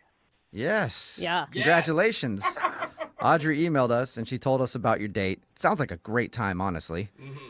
Wait, Audrey told you about what happened? Like, what? Why would she do that? Because she wanted to tell us what a great night she had. Well, yeah, no, I mean, it was fun. I mean, she was cool. She's really cool. Why is your voice going up so high? You sound, I don't know, nervous, anxious?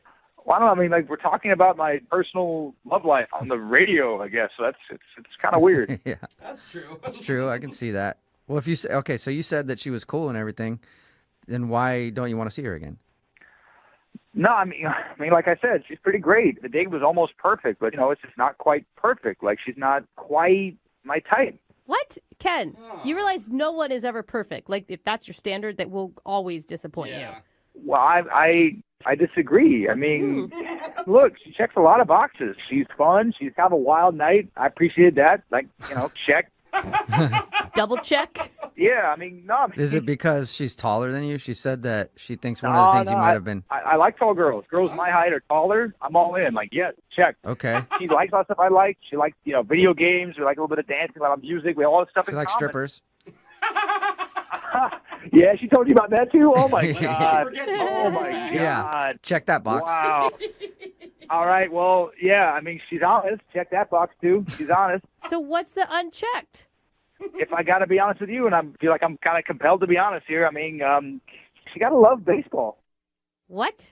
I mean, if I'm looking for somebody to like that's like legit going to be, my partner, like my wife someday, like, you got to check all the boxes. Like, that's just how it's going to be. So you think that this girl is perfect all except for she doesn't like baseball? Yeah, I mean, I want to say that's like a deal breaker with me, but it's a big part of my life. I mean, I got season tickets. I've been following since I was a kid. Okay. So, but she checks like every single other box you have. Pretty much, yeah. Just not baseball. Look, I'm missing my partner who likes baseball, and she was not it. But here's the thing, Ken. Listen, the man I married loves basketball. Like his whole family, college basketball players. They live and breathe basketball. I can't stand it. And you know what? It's okay. He can have his own interests. I don't have to be into everything. I gotta be honest with you. I feel like he's settled. Ken, that's not what I'm saying. I'm saying it's healthy in a relationship to have different likes and different interests. Hey, she can like her own things, but the language of love and a lifetime of partnership with me is going to be baseball. I mean, it's baseball. That's it. Maybe you should date a baseball player. You ever thought of that? Can I just... I mean, that's a tough one, but I'm going to keep looking. I'm going to keep searching. Okay. Can I ask, Ken, why do you think she hates baseball? She just told me flat out she was not a fan. And I mean, again, I appreciate her honesty, but that just to me is like, whoa, that's a big letdown. Yeah. Right. And it was frustrating. And here's the thing. She's not even that kind of girl who hates sports altogether or whatever. No, she just dislikes baseball. It sounds like you sound so stern about this. There's no way to change your mind here, Ken. Look, if she could just soften her own stance on it, maybe come with me to a few games, watch a few games together, just try it out. Let's ask her then. You want to ask her if she would be into trying to give baseball a shot for you? What do you mean? Like just like send an email to her?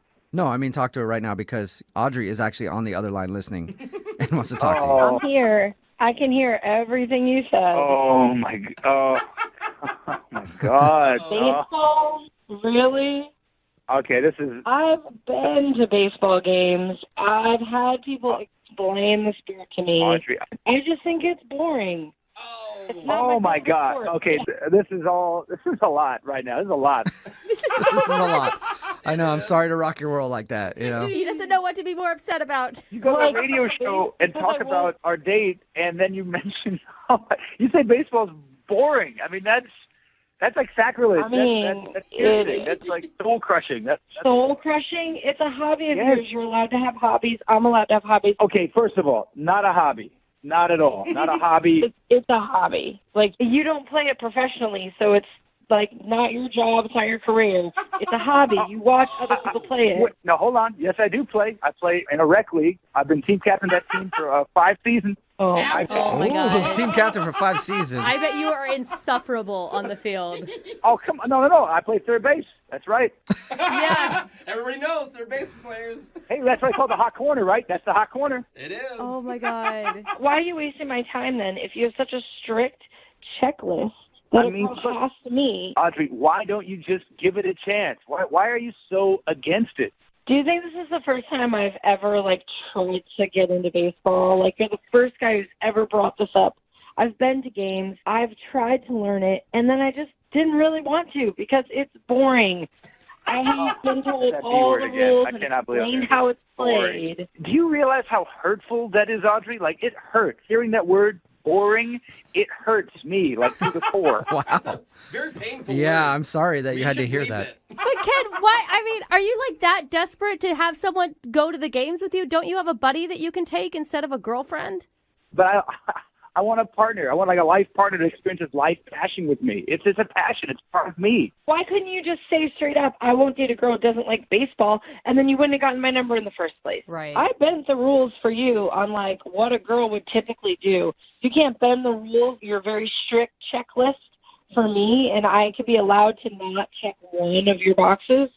Good point. This is bending my rules a bit. I've never been on the radio trying to explain my personal passion. I can't continue this conversation with this person. I can't do it. Okay. Well, oh wow. Before you go, Ken, would you like to go on a second date with Audrey? We'll pay for it. Then you guys can talk in person. Audrey, listen, straight up, you are almost perfect. Almost if you would just like baseball. I'm serious. No, I don't even want to go on another date with this guy. Yeah, I don't blame you. I mean, if you want to go find your perfect girl who loves baseball like you do and checks all the other boxes, go ahead and keep looking. But you are going to be single for a very long time. Would you say, Audrey, that he was going to strike out? Oh, no. I couldn't help it. Hey, I will never be single because I have baseball. Okay. All right. Married to the game. I'm glad that baseball can keep you warm at night, Ken. Sorry. Oh, man. That's right. If I swipe it, they will come. If you swipe it, they will come? What does that even mean? What? Oh, my God. Seal the dreams. Are you kidding me? This is the worst day ever for Ken. That's amazing. Brooke and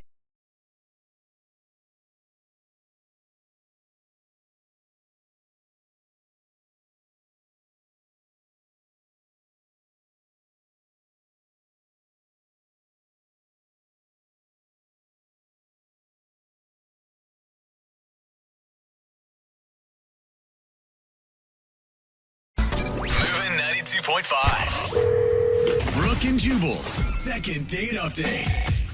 You know, a lot of people waste their time trying to find love, online dating, or having friends hook them up with somebody that they think would be perfect, when everybody knows the only place to really find true love is in a crowded men's bathroom at a dirty bar. We all know that, right? And that's where Eric found the girl that he wants to call today, in the men's bathroom at a bar. What's up, Eric? That's not entirely true. That's what your email said. Well, she wasn't standing in the bathroom. I was at this bar, and the girls' line was like down the hall. It was really a long line. She looked like pretty upset, so I was like, "Hey, why don't you use the men's bathroom and I'll watch the door?" Okay, so she did use the men's bathroom. Yes. And you stood guard and listened to her pee. Yeah, I don't know about listen. All right, so tell us more about her. I mean, your email said how you met and that she's not calling you back, but how'd your evening go with her? Well, her name was Penny, and she was really nice, so she thanked me for watching the door for her, and I asked her if maybe she wanted a drink, so we went over to the bar and got a drink together. And you are a gentleman, and you even paid. Held the door. Yeah, I think we got along really good, just back and forth. I asked her what she did. She asked me what I did for work and everything, which right now I'm out of work currently, so... So you impressed her with that line. Yeah. What do you do for work? I was truthful. I wasn't going to lie to her. Okay. That's good. It's good that you didn't say, like, I'm an entrepreneur. Yeah. So what did you guys actually do on your date? We didn't go on a date. Oh. Okay. So she's not calling you back just after this one night you met her at the bar? Yeah, exactly. So when we're at the bar, we're talking and everything, and I wanted to ask her out, see if she wanted, so I didn't know how to do it. Yeah. And we're just standing there talking and everything, and I saw this rose laying on the bar. So I grabbed the rose, and I gave it to her, and I said, "Hey, if you take this and go out with me, I'll get you 12 more." Oh, my gosh. You did not just say that. Did she actually like that? She loved it, yeah. I mean, she said yes. She took the rose. Did she notice that you stole it from somebody else? No, I don't think so. All right. And so you guys, you got her number there? Yeah, we exchanged numbers, and then we texted. It seemed real friendly and everything. And then it just started to get weird. It seemed a little more distant, so I just asked, like, what's going on? Why the cold shoulder? And then after that, I never got a response. What do you mean it got distant? I don't know. It was like, hey, how you doing? Like we were leading up to something, and then it just seemed like something went away. I didn't get it. All right, so you met her this one night at the bar. You had a conversation over drinks after you helped her pee, and you liked her so much that you want to do a second date update just after that meeting? Yeah, I liked her. I really want to go on a date with her. How long did you guys spend together at the bar? Half hour. So after a half hour, you're willing to do a second date update? Yeah, half hour's a long time. Got through a lot in a half hour. We talked about a lot. I mean, she was real pretty, blonde hair, blue eyes. She likes sports. I mean, she seemed perfect. Yeah, it sounds like your guys' souls really connected over those drinks.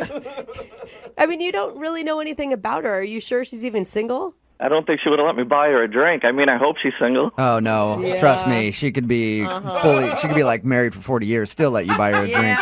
And give you the number. Yeah. All right, here's the deal, guys. Like, I never get to meet, like, I never had the opportunity, like, with someone this pretty and everything, and I feel like I'm almost there. So I really want to hook up with this girl. I really want to talk to her. I want to know what's up. Okay, so basically she's the hottest girl that you've ever had a conversation with. Yeah, well, I try to talk to a lot of hot girls, but this is the only one that actually talks back to me. Nice. Hey, I completely understand then why you want to do this. Oh, my God. Why do you think that she's not calling you back then, or why do you think she stopped texting you? I don't know. I mean, I thought everything went fine in the bar. Maybe she saw me grab the rose. I didn't steal it from someone. Maybe she saw me grab the rose off the bar or something. Maybe she thought that was classless. I don't know. She gave me her number. What was the last thing that you guys said to each other? It was really nice meeting you. I can't wait to go out, and I'll hit you up tomorrow. And what'd she say back? She said, thanks again for watching the restroom. That was really nice of you. So thanks again for watching the restroom while I pee. And that was it. And that's the last thing you've heard from her? Yeah. All right. Well, we'll play a song, come back, call her, and get your second date update, okay? All right, sounds good. All right, man, hang on. Moving 92.5. Brooke and Jubal in the mornings. Second date update. You know what that is? Can anybody tell me what that is? No, go That water dripping, water dripping. Is the sound of a budding new romance.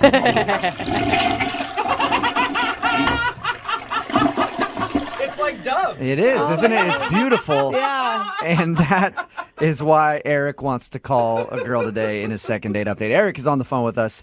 He told us about how he met this girl at a bar. He met her because she was standing in line for the women's restroom. It was really long, and he was like, let me be your knight in shining armor. I'll stand guard. You can go in the men's bathroom. And then they struck up a conversation after that. They talked for about 30 minutes, but now she's not texting him back. And he wants to get a hold of her really badly.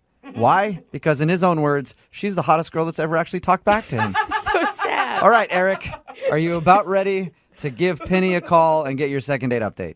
Yes, I am. And Eric, what did Penny do when you guys were talking? I forgot to ask, that gave you the indication that she was legitimately into you. I don't know if it's anything she did. I mean, the fact that she was talking to me for a half hour and then even gave me her number when I asked for it, that seemed like a good thing. What's your success rate usually when you ask a girl for a number? I don't know. I'd say this went well. I don't know. They usually don't go as good as So it's not that good usually. Okay. Well, I'm going to dial her phone number right now and get her on the phone and see if we can get your second date update, okay? All right, thanks. All right, here we go.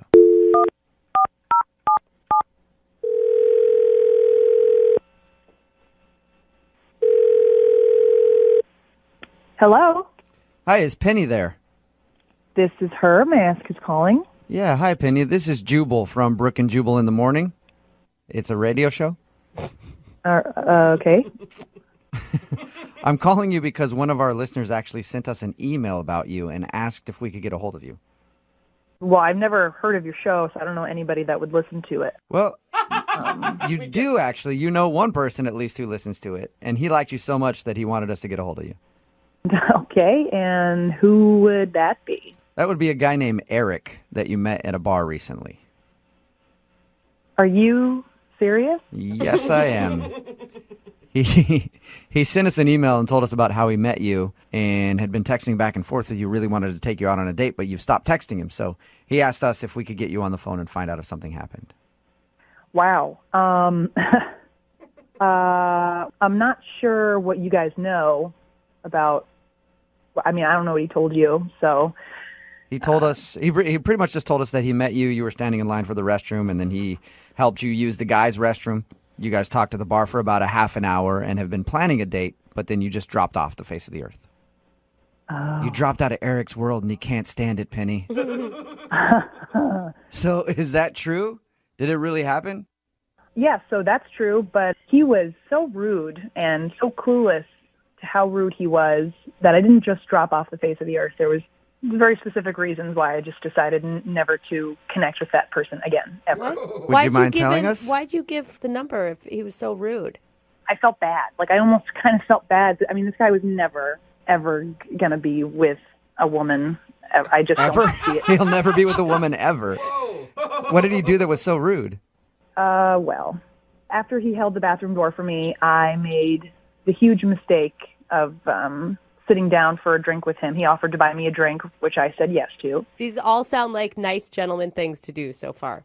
They sound really nice. They start off to be really nice, gentlemanly things to do. And then he keeps talking, and his mouth just doesn't stop moving. So he proceeds to troll every girl in line and rate her based on looks, which was really fun as another woman in that bar to sit and listen to somebody do. So he's sitting with you and rating all the other girls in the bar. Oh, yeah. I don't know if he was bored or he thought this was a great idea, but he said, look at all those trolls standing in line, and he wanted to just, like, rate them on a scale of 1 to 10, one by one. And I didn't even get to finish my sentence, and he just starts, like, laying into him. Did you try to interrupt him and stop him from this? Oh, yeah. I kept asking him to talk about something else, and he was just, things like, oh, that girl there's a 4. I mean, her eyes are too far apart. She's got hairy eyebrows and bad skin. And, like, one at a time, like, oh, she's like a straight-up garden gnome, man. Like, she's, like, short and squat. And, like, I mean, he was cracking himself up. He thought he was Mr. Funny Ha-Ha. And I don't think that he has ever had a girlfriend in his entire life because somebody would have stopped this a long time ago. You know, he did tell us that you're the hottest girl that's ever spoke to him. Oh, well, that is a compliment, I'm sure. I'm surprised he said I was the hottest girl because he actually wanted to rate me as well. So what did you say to him when he told you that? I asked if we could not do that. I said, let's not do the rating thing anymore. Let's move on. Let's try to talk about anything else. Anything. And did he give you a rating? Oh, yeah. He gave me a rating. He was adamant. He said, nope, I'm going to hear the rating because it's a good one. Okay. I'm guessing he's like, you're a 10. Look at all those other 4s and 5s. I'm sitting next to the 10 in the bar. You think he would because he's trying to hit on me, but no, that ass gave me a 7+. What does a 7+ even mean? I guess it's better than a 7, but worse than an 8. And he went on and detailed about why he gave me a 7+. Oh. Are you serious? So he actually went into detail, huh? Yeah, he wanted me to know why. What was his reasoning? Well, my teeth weren't perfectly straight enough, and I had a nice chest, but it could have been a little bigger. How did you not slap this dude? I think he's just so unaware. Like, it wouldn't do anything. It wouldn't help. It's never going to click with him. He's never had a girlfriend, probably never will. So, yeah, I feel bad for the guy. Well, Penny, thank you for telling us. I appreciate it. You're welcome. It was a complete nightmare with that idiot. And I want to tell you, you know what? In my book, you're an 8-. Not even a 7+. You upgraded her. Thank you. That's so sweet. You're welcome. I also want to let you know that he's actually on the other line listening to this conversation and wants to talk to you. Wait, what? Yeah, he's actually on the phone. Eric? Yeah, I'm here. Wait, are you kidding me? Penny, you didn't find that entertaining? Making fun of the girls in line and everything? We were rating them? That's so mean. Dude, that was so mean. I was trying to be nice to you. It was like, I felt like I was stuck with you, man. You bought me a drink. No, it was no fun. There was no fun. Yeah, well, you were going right along with it. I thought we were having a good time. I knew some of those girls, by the way, that you were making fun of. No, none of that was fun. Where are you ever going to find another guy like that who would come up with a game like that? You know, I'm a good time. I'm a fun time. We do things like that. Okay, I will hope that I never find another guy like that, and you are anti-fun. That was the most unfun thing I think I've ever done. Ever. I mean, you got the best rating out of everyone. Wow. You're bragging about giving me a 7+? Like, out of 10? A 7+ in that bar is like a 10, you know? All the other girls were 5s. So I'm the best bad-looking girl at that bar, is what you're saying. I wasn't trying to insult you. You're hot. You're beautiful. You know? I just put a 7.5 on compared to the scale we were working on. You see, guys, listen to this. You're clueless, man. You are so clueless. Listen, I know what women want, okay? I know what they need, and I don't know what you're talking about. It sounds like it's Eric. She just doesn't know what she needs. Oh, that's what Penny. it is. That's right. Would you like to go on a second date with Eric? We'll pay for it. Absolutely not. Not ever again. I hope I never talk to you again. No, please. Why don't you just go find another 7+ to insult? Because I am done listening to this. Oh, nice. Very nice. The only reason you're not going to go out with me is because you're totally frigid, and I don't need a girl like that. Oh, my God. You are an imbecile. Yes. An absolute imbecile. Well, not a successful second date update for you, Eric. Penny, thank you for sharing your story. Yep. Eric, I'm sorry about that. I'm sorry you didn't get a date. Yeah, that's okay. Don't worry. I mean, I told her she was a 7+, but she was only a 5, believe me. Oh, really? Hey, ass. They're done talking to you. It's time for you to go now. Brooke and Jubal in the morning. Text in at 78592 that says, hey, 7 is a good rating. She must think she's Beyonce or something. It's Brooke and Jubal in the morning. Going to talk about the second date update in just a second. But remember, if you have any legal issues that you need help with, why don't you hit up my friends at advocateslaw.com? I figure this is the perfect time to talk about it. Absolutely. Right before we discuss the second date update. Makes total sense. You pay nothing to talk to an attorney, so hit them up. Whether it's like something with your car insurance or you have a work issue, you were hurt at work and you need some help, just ask them. Advocateslaw.com. Their number's 206-512-3555. Now on to the second date update. Eric wanted to call a girl named Penny.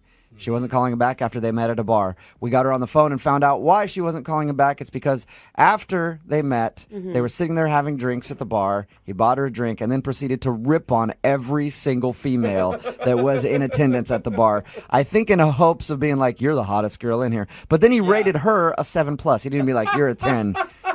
Brutally honest, I guess. You can't But give him even a cake still, right away, man. it's okay? not how he thought that was a fun game for people to just put other people down. Nobody wants to participate in that, dude. Oh, I would. I would love to do that on a date. If I could meet a girl who's just like, hey, let's just sit here and rip on people for a while. I'd be like, I love you.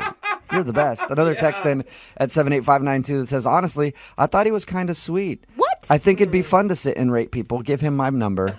So some people do actually want to do that. So yeah, he just sat there ripping on everybody the whole time, and she obviously didn't want to go out with him again, so they agreed not to go out. And I'm sure he was a real, 8+ on the scale too. Of course. Because the people who usually rate others are always gorgeous. I think it's something that most dudes do. Like, we do it sometimes, but never with a girl. Like, you're supposed to... Yeah, well, that's the whole game, right? Really sit and rate women? Well, sometimes. I don't know. I mean... Sit and rate women, rate dudes. Just sit and look at people and judge them. That's the fun part of life. Especially when you're better than everybody else, is just sitting there and judging people. Apparently I'm missing I think out. it's just part of the whole thing where some dudes have, like, the part of their game is to insult, hey, you don't walk up to a girl and be nice to her. You gotta be like, hey, like, you look okay, like, for a chubbo. For a chubbo. And then apparently that's supposed to get you some points or something like that. Oh, because that's hard to get when you just make people's self-esteem So plunge. they agreed not to go out again. Remember, if you want a second date update, all you have to do is email the show, and we will call the person who didn't call you back and hopefully find out what you did wrong.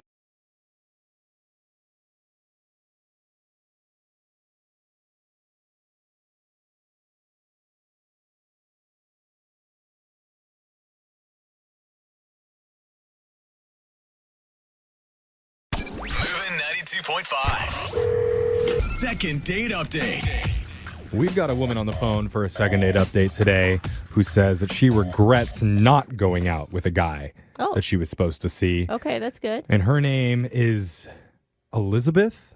Why are you... Elizabeth, how are you? Hi, it's actually Elizabether. Elizabether? Okay. I'm sorry. I thought that was just a typo on my sheet. No, that's my name. Okay. Elizabether. It's just Elizabeth, and then you add an ER. Oh my God, she wants to hang up on us. She hates us. Do you know how many times you've had this conversation in your life? Let me guess, 8 billion. Yeah, a lot. Okay. Well, could we just call you Liz? No, I mean, Elizabether is my name, so I like to go by my name. Can we call you her? You guys, You want just call her all Elizabeth. 5 syllables to be heard. All right. Elizabether. So you said that you regret not going out with the guy. What was his name? His name is Ben. Very short. 1 syllable to your 5. I like that, Elizabeth. Well, maybe that's short for his real name, Benjamin. Oh my God, we gotta stop. I'm so sorry. I'm really happy you listened and that you're on the phone with us. Just Ben. Okay, just Ben. Yeah, got it. So I don't mean to make you angry. It's to tell us about Ben. We'll stop. Okay. Where'd you meet him? So we met 6 months ago through friends. Oh, wow. That was a long time. Yeah. Was it like a setup where you were supposed to go out on a date or you just were friendly? No, we're just part of the same friend group. Okay. So we've never actually had a one-on-one date. We've just hung out in groups. Okay. And when did you start, liking him? Well, I just like him as a friend. And he's a sweet guy. He really is. He's kind of shy, though. He's not really, my type. He's not the hottest guy ever. Okay. Wait, so you're regretting not going out with him so you can friend zone him and show him where he belongs? No, I'm actually trying to help him out.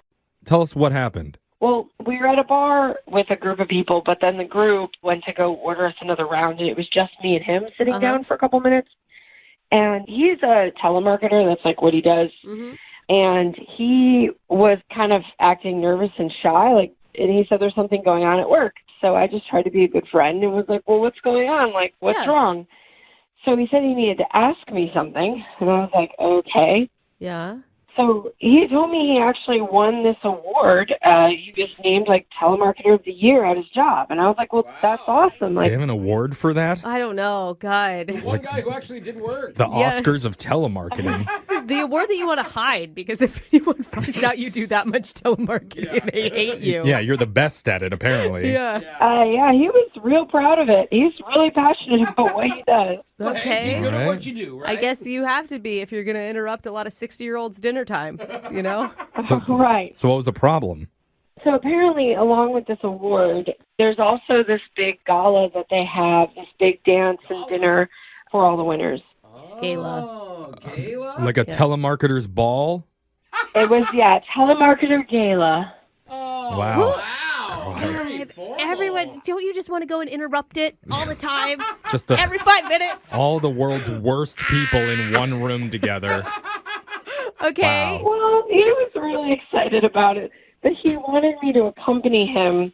He assured me it would just be as a friend, that no strings attached, it didn't mean anything more. And you said no to that? I said no. I don't blame you, girl. Honestly, a telemarketer's ball, not what I would want to do on a Friday It could night. be any job's ball. If they're having a big celebration, that's important to any company. I don't know. It's not a very good friend move to say no. You gotta admit to that. Totally. Well, I know, but I just fear like you go to this gala, you're all dressed up. Yeah. I'm not positive that he's going to try and keep it just friends. Oh, yeah. I know how those telemarketer balls go. I see what you're saying. Things get crazy. I just want a second of your time. Next thing you know, dress is off. And you're on a cruise for 10 days. You don't know how you ended up with that. You're committed to it. So where are you at now? So now I just found out that he asked another friend of ours, and she said yes to go with him, but she's nasty. Like, she is not a nice person, and she talks crap about him behind his back all the time. And then I found out that he was going to pay her $200 to be his date. Whoa! Right. That's where your regret really set in. Yeah. For once, you were going to get paid by a telemarketer.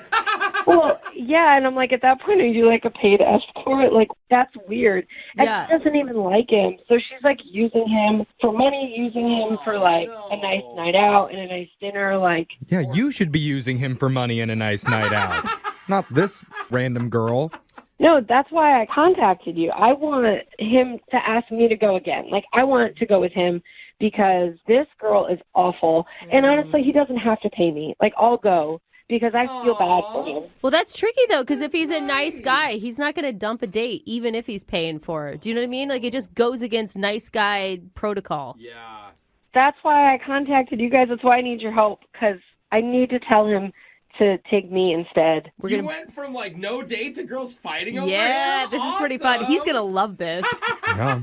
Well, we're going to play a song, come back, and call Ben for you and try and get you a second date update. All right, Elizabether? Okay. All right. Thank you. Hold on. Moving 92.5. Second date update. If you're just tuning in for today's second date update, we've been talking to a lovely woman named Elizabether. That's Elizabeth with an ER at the end. Elizabether is feeling regretful. She was invited to go to the event of the century, the Telemarketers Gala, where there'll be awards, drinks, and of course, dancing while wearing headsets and making cold calls. Telemarketers never take a day off. It's truly a spectacle to behold, the Telemarketers Ball. Elizabeth was invited to this event by a guy named Ben, but she turned it down, and now she's having second thoughts because afterwards, Ben asked a different lady to go, and this is a lady that Elizabether knows and is not a fan of. Here's the thing. I mean, he's paying her to go with him. I don't know if he cares that she's, I mean, who knows? All of that.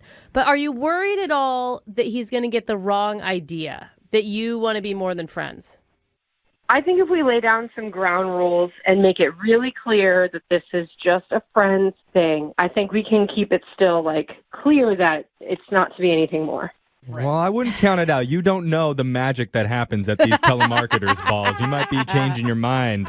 I don't know about that. Wait, are we going to get him on the phone? I mean, like, how do we do this? Are we going to trash the woman that he's going out with? No, I don't want to trash the other girl. I don't even think we need to talk about her. I just want to get him on the phone and tell him that I do want to go with him. I changed my mind and see if he'll just make the decision. Okay. All right. Well, we're going to try it out right now. We're about to dial his phone number. You ready? Yep. Okay, here we go, Elizabether.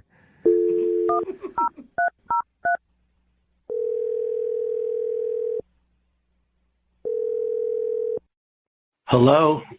Hi, can I speak to Ben, please? This is Ben. Could I ask who's calling? Hi, Ben. My name's young Jeffrey from the radio show Brooke and Jeffrey in the morning. You have a moment to talk? We're not interrupting you during anything important, are we?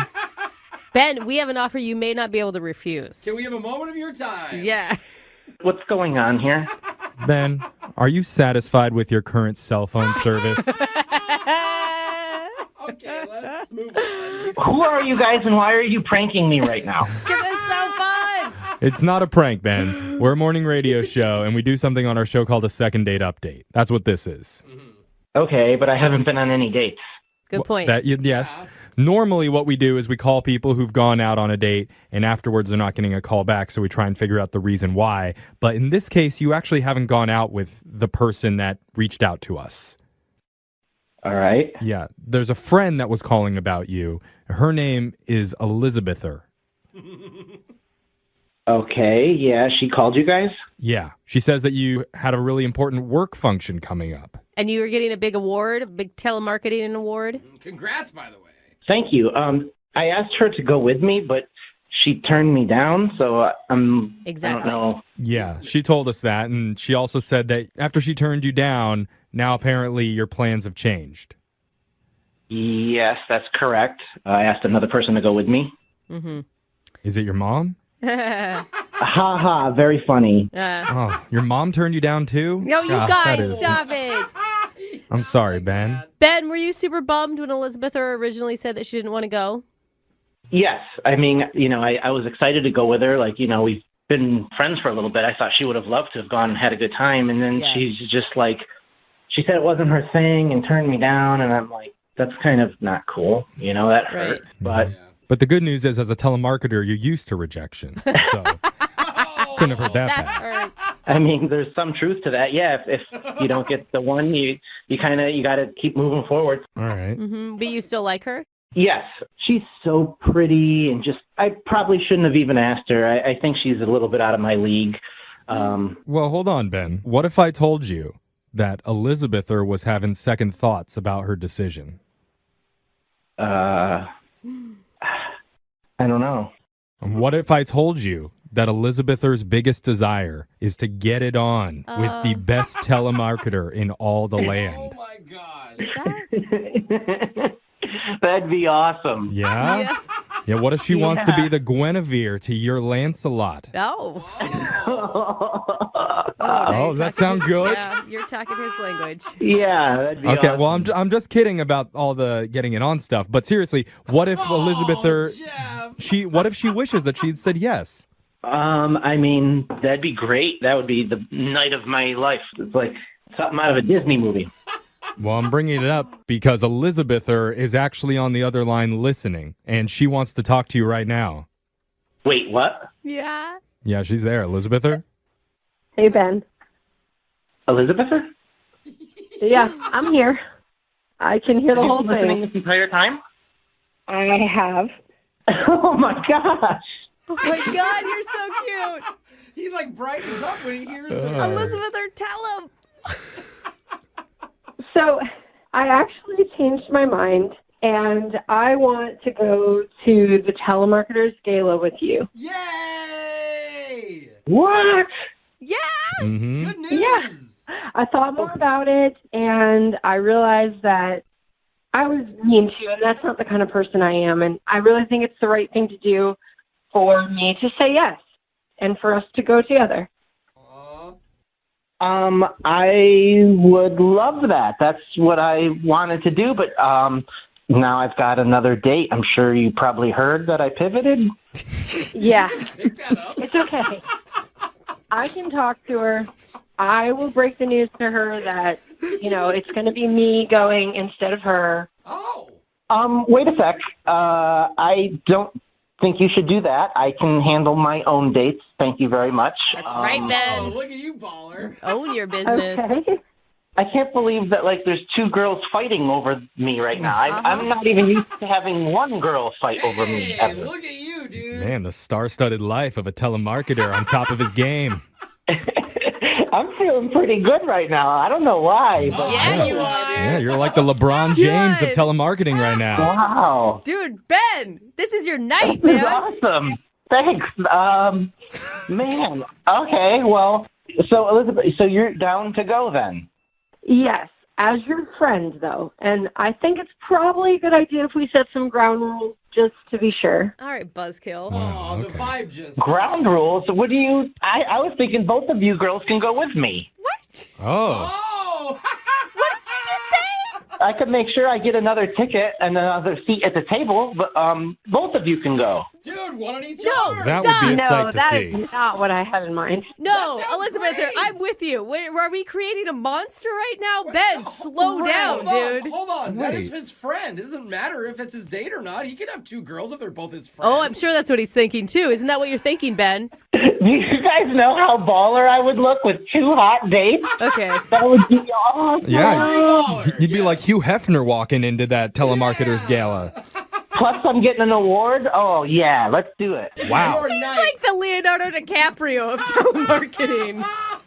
Come on, Elizabether. That is not what I signed up for. But Well, you're going to be helping this guy's fantasy come true. don't say And that. he knows what the rules are. He knows that you're friends. I mean, I will say, the boundary's set. if you want to be a good friend, No, see, here's what I'm willing to offer. That's Okay. if you take me to this gala, just me, I will dance with you. oh, Okay. I will drink with you.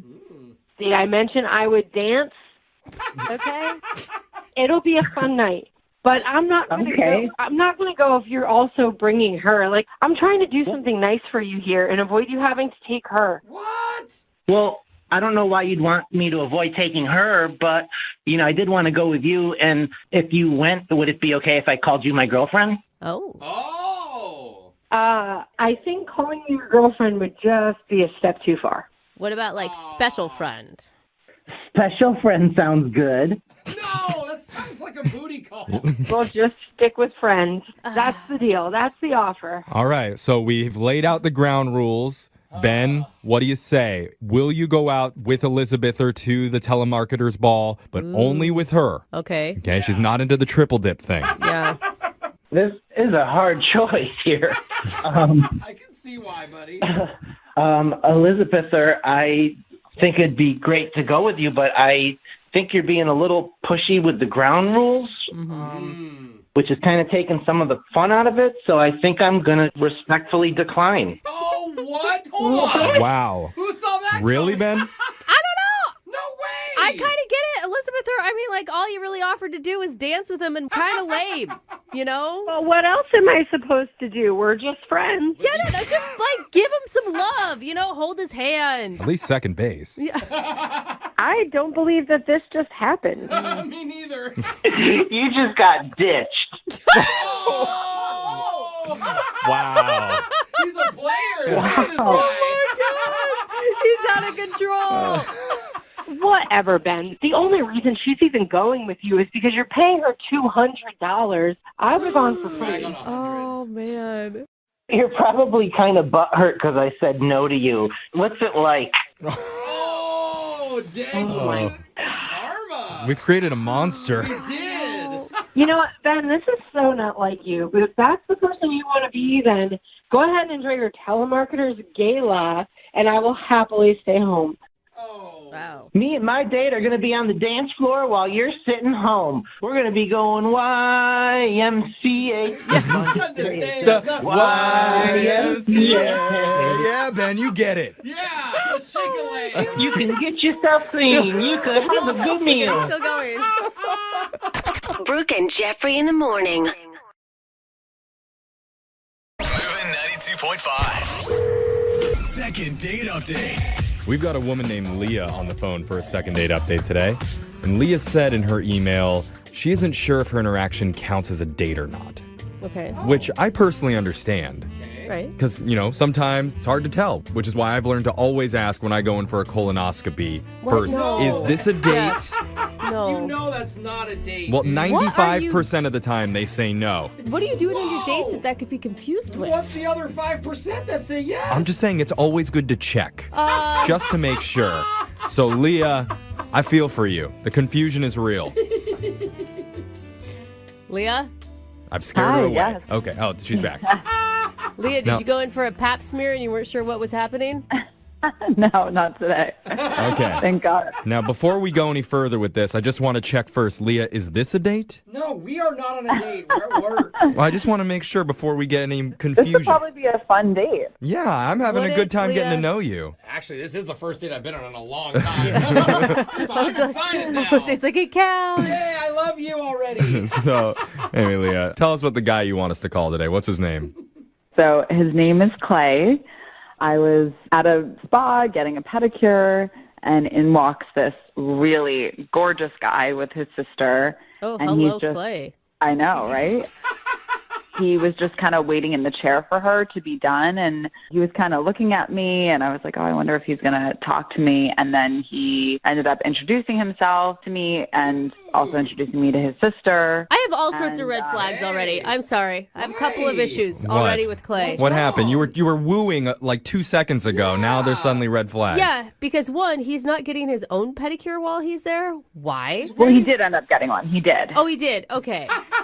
Okay, then we're back to good. Yeah, like he didn't want to, and then I was like, oh, come on, you have to do it. So he was like cute about it. And then he was very funny and charming. Like everyone in the spa was laughing, and he was just like fun to be around. And then it was even more fun when the spa offered us champagne and we started drinking, and it was definitely the most fun spa experience I ever had, for sure. Yeah, no kidding. Yeah, do they normally do that? Every once in a while they'll do champagne, but it's never with a hot dude that's present. That's probably why they brought out the champagne. They were like, oh, Hey, hot guy. Welcome. bring out the expensive stuff. Yeah, I mean, all three of us were laughing, drinking, having a good time, and All three of who? I was me, Clay, and his sister. Oh my gosh. Oh, okay. Why was he there with his sister just to wait through a pedicure? Well, he ended up getting one. Like, I think he was just going to decide if he was going to get one or not. Oh, But I mean, gotcha. he didn't tell me why they were hanging out together, but I guess I didn't ask, so. Yeah, it's sort of an unusual brother-sister activity to do together. I personally have never gotten a pedicure with my sister. Yeah, I never have either, but maybe one day. And I started to get a little tipsy, and he was flirting with me, and Oh my I God. told him, he had cute feet for a guy. Oh. So then after he asked me to go to a cafe to get coffee around the corner, and I was like hoping the sister would leave, but she never did. And it was just kind of like weird having her there, which is why I'm saying it was kind of a date, but not really. I like how you invited yourself on the brother-sister outing, but it's you that's annoyed with the No, sister. they invited me for coffee. They invited me. No, I know. I'm just saying, like, you went on their hangout time, and you were annoyed that she was there. Yeah, I was. So how did coffee go? Coffee was good, but, I kind of wanted to just get to know him one-on-one. And then, we exchanged numbers, and him and I have been texting for like almost a month, but Holy cow. he has yet to ask me out. Wait, you've been texting for almost a month, and you haven't gone out again? Yep. What kind of texting are you guys doing? Is it just very casual texting, or is it still flirty texting?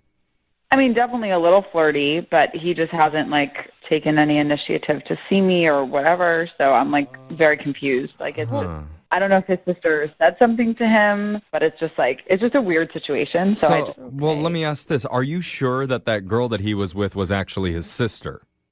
I assume so. I mean, that's what I was told. I mean, are you sure that's not some sort of weird girlfriend or like friend situation that he's in? Anything in this life is possible. So I really don't know. That's why. Did they look similar? Did they look like they'd be brother-sister? No. They had a similar look. I mean, okay. Did you ask to check their driver's licenses? Oh my God, Jeffrey. I think you guys are missing the bigger issue. What probably happened is the sister doesn't like you. You're getting shut down, man. That's possible too, yeah. Is it an older sister? Because older sisters, scary. Yeah. I don't know. Actually. See, this is why you got to check the driver's licenses to know the age, the names. I mean, it did cross my mind that maybe she was tagging along to see if I was worth it for him. But I don't know. Did you have any awkward interactions with her?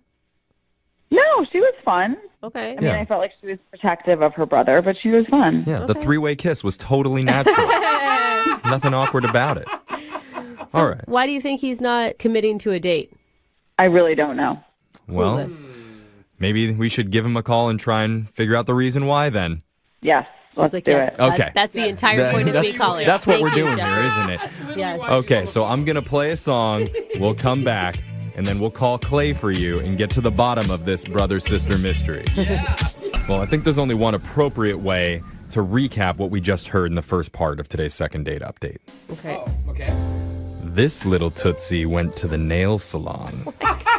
This little Tootsie had champagne. Uh-huh. This little Tootsie met a hot guy. Oh, hello, little Tootsie. This little Tootsie batted her eyes flirtatiously at him. And then this little Tootsie went wee, wee, wee all the way to the radio station to ask for a second date update. I remember that childhood part. That's exactly how it goes. Yeah. If you're just tuning in, one of our listeners, Leah, met a guy named Clay while they were both getting pedicures. And afterwards, they grabbed coffee together. But it was a little weird because Clay's sister was also there for the whole experience. So it's not really clear if it was a date or just a hangout or what it was. But now Clay still hasn't asked Leah out, even though they've been texting back and forth for about a month now. So she's enlisting our help. Leah? Yes? How you feeling? Confused, but I feel like things happen in life the way that they're meant to. So I feel like for some reason I was meant to be sitting there that day and that I was meant to meet him. Yeah. I mean, sure, I guess. Yeah. What?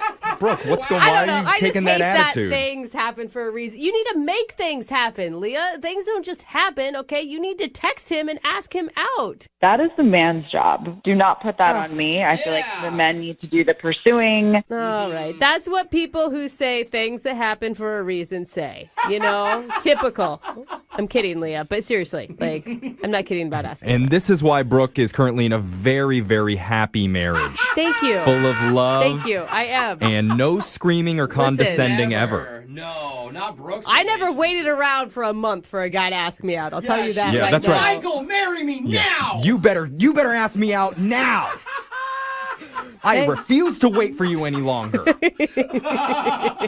is very progressive. I mean, hey guys, are we still doing my second date update? Are we gonna call, or- I don't think so. I think let's just talk about Brooke's marriage for another 10 minutes. Yes, we're going to do your second date update. We're going to help you out, and I think you're going to feel empowered by the end of this, all right? Yes. That's my goal, There's personally. a whole nother foot of Tootsies that we haven't even told the story for yet. So let's finish writing that tale. Yeah. All right? The other foot. Okay. Okay. All It right. almost made sense. No, I got Leah's on board. I get it. All right, I'm going to dial Clay's phone number right now. Here we go.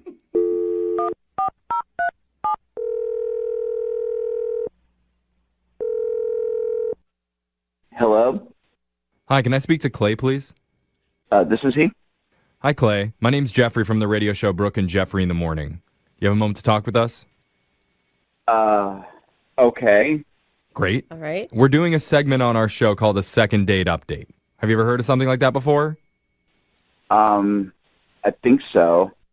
Cool. Okay. Well, just to refresh your memory, it's where if you go out on a date with someone and afterwards, if the other person isn't calling you back, you can reach out to us and we'll call that person for you to try and figure out the reason why.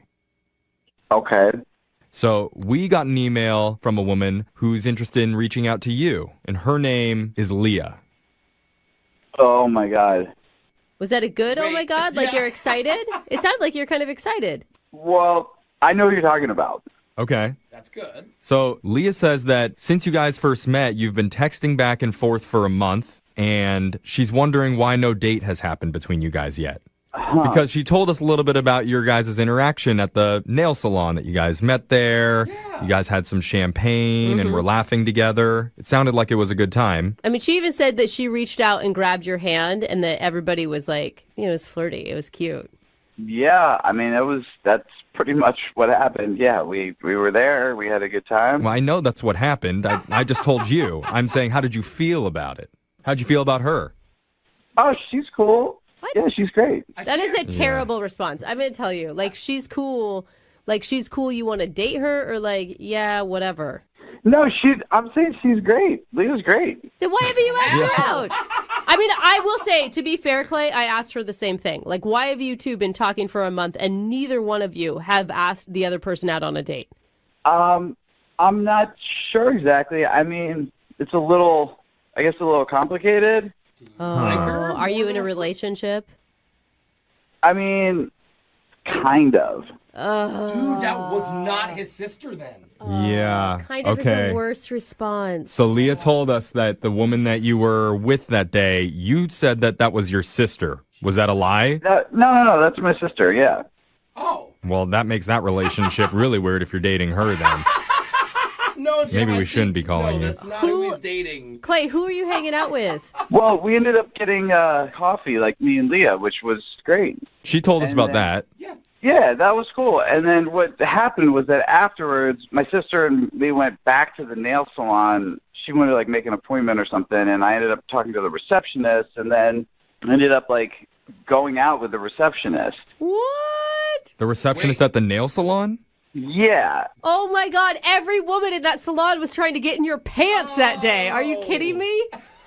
Well, I don't know about that. I just know I hooked up with the receptionist. Oh my God. You hooked up No with her? wonder you guys got free champagne that day. Dang. Wait, you like hooked up with her that day? Well, like, we went out that night when she invited me to a party or something, and then, I don't know, we've gone out a few times since, but, like, the complicated part is that it's, like, I mean, I'm not really that into it, but I'm getting, like, a 40% discount at the nail salon now. Bro, what do you need a discount for at a nail salon? The thing is, like, after I went to the salon for the first time, I just guess I realized that I'm super into it. Whoa, So wait, you're super into pedicures? You're sleeping with the receptionist to get a 40% discount on your pedicures. Well, I mean, you can put it like that. It's a good, like, bonus. So wait, are you even attracted to Leah then? Why are you texting her? Oh, no, Leah's great. I just felt weird because I'm, like, have this thing going with the receptionist now, and, I mean, yeah. So she's just like your back burner plan. No, I mean, I would love to, like, do something, honestly. Well, why haven't you if you want to do something? Well, because, like, I'm kind of, like, tied up with the situation, so... Come on, Clay. I will say, this comes off really shady. I'm just telling you guys the truth. What do you want from me? Well, why don't you tell her? Why don't you tell Leah? You've been talking to her for a month. She has been listening on the other line and heard everything that you said, Clay. What? Yeah. Leah, you there? I'm here. Hey. I don't know what to say. I told you. You said enough. Don't worry. You said Complicated, but I would like to go out again. What? I would rather go out with my brother. Oh. Okay, wait. I mean, Leah, what are you mad about? Because he's not. I'm not even mad. I just think he's weird. And it's just like, it's just too much. Well, he's wanted by many, many women. Like, maybe you have a weird foot fetish. Like, it's just. Whoa. Was that his first time? That's a big jump there, Leah. Maybe he has just a real big like for discounts. I mean, I understand that. He's got a money fetish. Yeah, or you're cheap. I mean, I don't know. It's too much. I don't appreciate you, like, saying all this about me because, I mean, I'm happy that I found something that I'm into. You don't know me that well, and this is like, it's pretty cool. I agree. Yep, definitely agree with that. What do you agree with? That I definitely don't know him very well, and I think I know enough now, so I'm good. Oh man! But why are you giving up on him? He said that he would like to go out with you. Yeah, I would like to go out again. Oh, I'm just looking at my calendar right now. I have, like, a lunch next Tuesday, like, for, like, a short lunch that we can do if you want to. That's all you can give her, Clay? I would wish that it could be more. I have a lot going on with work, and then I have, like, a bunch of these pedicures scheduled, and then, like, I've got, like, some dates with this girl lined up. It's just, like, I told you guys what's going on. It's just a lot. It's Do you crazy. go every day? Oh my God, your feet are going to be raw. Well, they're actually very well taken care of right now, to be honest, and it's been a long time. Yeah, it sounds like it. But Leah, I mean, how about that? What if he stops seeing the receptionist and he gives up his 40% discount just to go out on a date Let's with not you? get crazy here. I didn't say I would do that. What? Okay. Oh my God. Okay, this is like an entirely lost cause. That's a lot of money saved. I'm sorry, I mean, the Leah. guy gets a 40% discount at a nail salon. That's not something to bat your eye at. No. I don't understand why we can't hang out a little bit. I mean, you know the situation now. I'm getting a discount. I'm hanging out with that chick a little bit. We can still go out. Yeah, and he doesn't like her. He only wants the discount from her. There's no emotional connection. That is so messed up. He's emotionally connected to you. Oh my God. but his feet are connected to the other woman. I don't know what to say. Well, Clay, I'd like to ask if you'd go on another date with Leah. We'll pay for it. Come on, Clay. You're into free stuff, Clay. It's going to be hard for you to pass up. I definitely would. would. All right. Tuesday at 11, does that work for everybody? Tuesday at 11, Leah. Come on. Yeah, I mean, that's a hard no for me. This is not for me. Yeah. Oh. Well, in that case, I'd like to offer myself a date with Clay to go get pedicures together. Would you like to do that, Clay? Jeff, would you like to do that? That's a good point. I should ask myself. Yes. Jeff, are you interested? Yes, I am interested. Now, Clay, are you up for it? Wait, what? Yeah, exactly, Clay. Just say no and run this time, Clay. You know what, Clay? You missed your shot. You blew it. Enjoy your 40% discount alone. I don't understand. I've already been doing that. Are you single and feeling out of the loop? Put away that mouse and get out of the house. Join In the Loop, Seattle's brand new activities club just for singles. Go to intheloopsingles.com today. Moving 92.5. Brooke and Jubal's second date update. Whenever you see a guy out at a bar alone hitting on girls, it can go one of two ways. Either he's incredibly creepy and he's the guy at the bar that nobody wants to talk to, or he's very confident and it seems to work for him. I usually think the first is normally true. Definitely usually the first one. Okay. Well, Matt, who's on the phone for a second date update today, was the alone guy in a bar. Oh. So that leads me to ask the question, Matt, which one are you? Are you incredibly creepy or are you confident? How'd that work? I don't think it has to be on either side. I think, okay, if I had to pick one, I'd say confident. Yeah, I bet Of course you would. Yeah. Creepy people always are unaware. But let me explain, though. Yeah. So why were you at a bar alone hitting on chicks?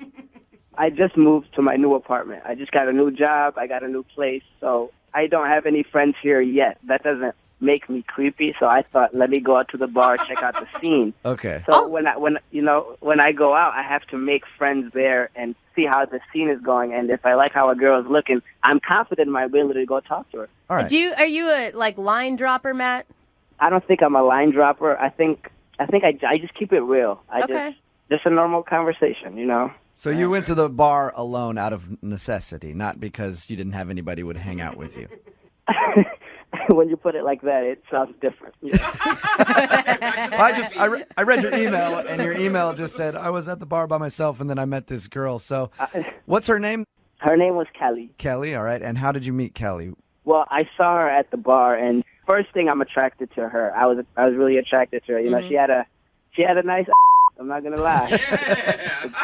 It got my attention, so I went up to her. I introduced myself, and she was really liking me. We had a good deep convo. She seemed like a really down to earth girl, and eventually, you know, things happened, and she came back to my apartment. Wow, she came back with you that night. Whoa. Yeah, she came back with me that night, and you know, some stuff happened. How about that? I'll just leave it at that. Nice. Some stuff happened, and I've been trying to get in contact with her. So, you know, when she was leaving, I waited for her with the taxi and everything. Everything was going fine. I even gave her a good night kiss. I thought everything was perfect. Wait, she didn't spend the night? She just came over for a little while, some things happened, and then she left that night? Yeah, she left that night. I don't know whether it was my new apartment that scared her. Oh yeah, those are scary. Your new apartment that scared her? What do you have in your apartment? Because just boxes everywhere. I haven't really, you know, settled in yet and made it my home. Oh. You know what I mean? She thinks you're a squatter. Yeah. Or you're like, I haven't put away all my dungeon toys yet, you know, very scary stuff.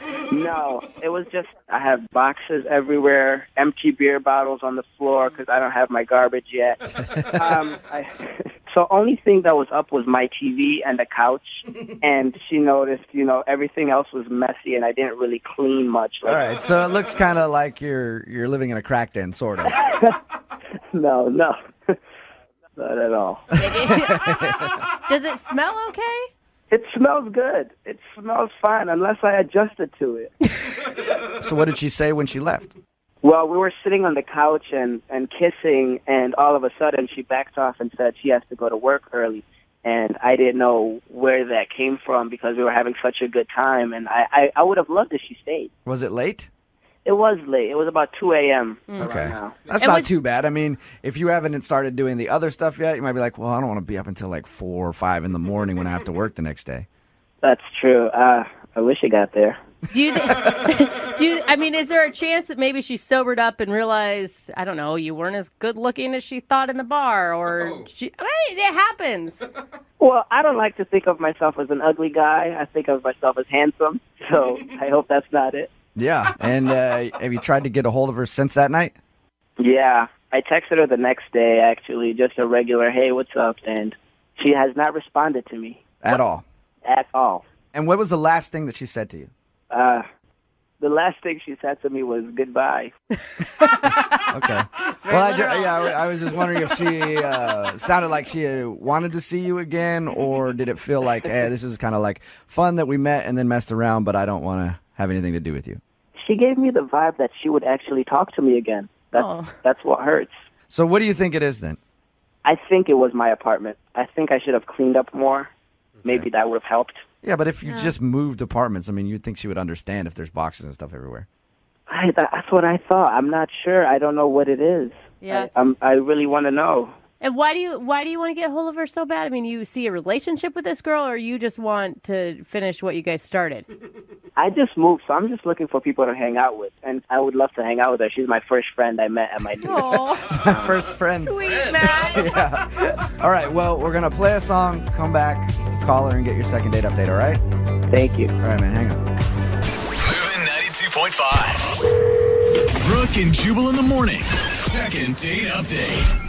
All right, if you're just tuning in for today's second date update, let me set the scene for you. Matt is on the phone right now, and Matt went out to a bar all by himself. Ended up finding an innocent girl named Kelly and somehow convinced her to go back to his place. A place that is littered with boxes, beer bottles. A very, very scary place. And while they were making out, doing stuff on the couch, at some point, she must have looked at a clock and realized it was getting late and said she had to leave. Okay, maybe it wasn't as creepy as I made it sound. But Matt is on the phone, and Matt went out to the bars because he just moved into his apartment, wanted to check out the scene around his house, and ended up meeting a girl there. He thinks the reason she's not calling him back is because his place is a mess because he just moved in. Matt, are you ready to call her and see if that is the reason that she's not getting back to you? Yes, I am. All right. And have you cleaned up your place and actually unpacked your boxes so if she does actually want to hang out again, she's not going to run into that mess? Well, it wasn't as creepy as you just made it sound. It's a little bit better now. Okay, so you got it all cleaned up. Yeah. All right. For the most part, yeah. All right, well, I'm going to dial her phone number right now, get her on the phone, and see if we can find out why she isn't getting back to you, okay? Okay. All right, here we go.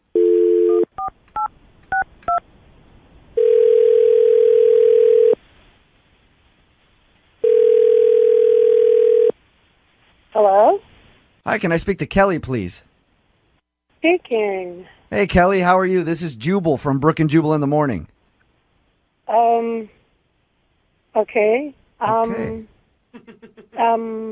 I help you? Well, somebody recently sent us an email about you, and I wanted to see if you had a few minutes to talk to us. Someone sent you an email about me? Yes. Okay. We do a segment on our show called the Second Date Update. It's where if you go out on a date with somebody and then stop talking to them, they email us to see if we can get you on the phone and ask why. So someone I dated emailed you. Who was it? His name is Matt. And I wouldn't say that you guys necessarily dated, but you did meet one evening and go back to his place and mess around a little bit. Okay. Okay. Yeah, I met him. Yeah. Yep, we know that. We know. So we talked to Matt a little bit after we got his email, and he told us sort of how you guys met, but he's confused why you're not calling him back. He asked us to get you on the phone and find out. That way he knows if he did something wrong. So he asked you, or whatever, he reached out to find out. Yes. And as we tell everybody who does these things, they're fully prepared to hear anything that you have to say. Really? I'll tell you what he thinks it is, okay? And then you can tell me if I'm right or wrong. He thinks it's because his place wasn't ready, like, and he had boxes everywhere, and he said that he didn't have his trash set up, so there was beer cans, and so he feels like you might have thought his place was gross. I mean, well, he did look like kind of extra homeless in there. Like, So is that it? I mean, no. I mean, I understand he was moving, you know, but I mean, it was dirty. I get it. Okay. But, no. It sounds like everything was fine, and you guys had chemistry and liked each other. I mean, we did up until a certain point. What are you laughing at? What are you laughing at? It sounds like you think something is funny. I have to know. Oh my God. Okay. Okay, here we go. Yeah, I'm excited to hear this. So we're there at his place, kind of having a little, make-out situation happening, and he just stops, just abruptly just stops. And I'm looking because I'm trying to figure out what happened. Did something fall? Or what's wrong? And he says, "Hold on, I want to make it all nice for you." Huh? And I'm totally confused because I'm like, "What is he going to go make up a bed somewhere?" Mm-hmm. No, this guy says, "I want to make it all nice for you," and starts pointing down. What? What is? Like he wants to put a bow on it? I was like, it was just so weird. And so he just hops up and jogs into the bathroom. And I'm sitting there waiting, so I hear clippers and stuff. He's manscaping. All right. Oh my gosh. So he stopped your makeout session to get up and go trim his area. The edges. Yeah. I guess so. He didn't come out with a new haircut, so I guess so. What did you say to him when he came out of the bathroom? I just said, "Oh, look at that. It's late. I got to go to bed." I don't blame you. That's interesting. I've never been in the situation where I'm making out with someone and been like, I've been where I'm like, oh man, I'm not the best down there right now, but I've never thought this is the appropriate time for me to stop and then go manscape right now. Yeah, or you keep it quiet. Here's the thing, though. Not when she's, in the waiting room. She's there. That's true. Did he actually say the words, "Let me make it nice for you," before he did it? Yeah. That's amazing. I wonder if he's tried that before and it's worked. Oh, God. I'd love to ask him that. Kelly, aren't you curious? No, not really. That's too bad because he's actually on the other line listening right now. Are you kidding me? Wow. That's really why? I'm sorry. But that was really weird. Who says that? It's not that weird. What's wrong with me making sure I'm good for you? I'm looking out for you. I did it for you. Well, not when I'm standing there ready to go. I just figured you would appreciate that. Do you like it messy? In the future, when you're making out with a girl, don't stop her to go get your manscape off. I normally take care of it, but I've been so busy with moving. I hate that when I'm busy with other things and then don't have time to manscape. Why not just tough it out at that point and go, all right, this girl, we're going to do stuff. It's not the best right now, but just go ahead and power through. Jubal, if that's how you think, you obviously don't get many girls. Or no, maybe you're right. I just am all, hey, if you stay ready, you ain't got to get ready. No, I was moving. I didn't even expect to meet a girl, and Kelly shows up just ready to go. But, Matt, think about it. If the tables were turned and Kelly said, "Just wait a minute," and you heard a razor go in and 5 minutes, I would appreciate that. Yeah, and you know what, Matt? I actually really would, too. Honestly, I really would. Yeah, if a girl was like, "Hang on, I'm going to go take care of some things and I'll be back." As a guy, I would think that would be great. Yes. See, that's what I mean. I was just trying to be respectful. Kelly, maybe the timing wasn't the best, but you got to admit, it was a nice gesture. And if you think about it, it's kind of thoughtful. It really actually is. It's like flowers, really. He comes back out, shows her. She's like, "Oh, yeah, that's so sweet." Yeah. And it's in the shape of a heart. Oh, my God. Oh, my God. I'm not that talented. I mean, you guys wanted me to be honest. Yeah, so no. I just figured I would tell you what happened. Thank you very much for being honest. It's an amazing story. I would like to ask if you will go on a second date with Matt, though. I will pay for it. He'll be ready. Yeah, trust me. Matt, before you go on a date with Kelly, would you be Manscaped before, right, if you knew it was a date? Everything is done. I manscaped and my apartment is clean. Oh, my God. There you go, Kelly. You heard that. He's all ready to go. His apartment is clean. Everything is clean. Oh, gross. Oh, my God. I can't even believe I'm about to say this, but okay. You'll do it? You'll go out with him again. I will give him one more chance. Honestly, I'm excited. I think we have a connection. Hey, we've already had too much information here, Matt. I don't need to know all that, okay? Brooke and Jubal in the morning. I wasn't lying.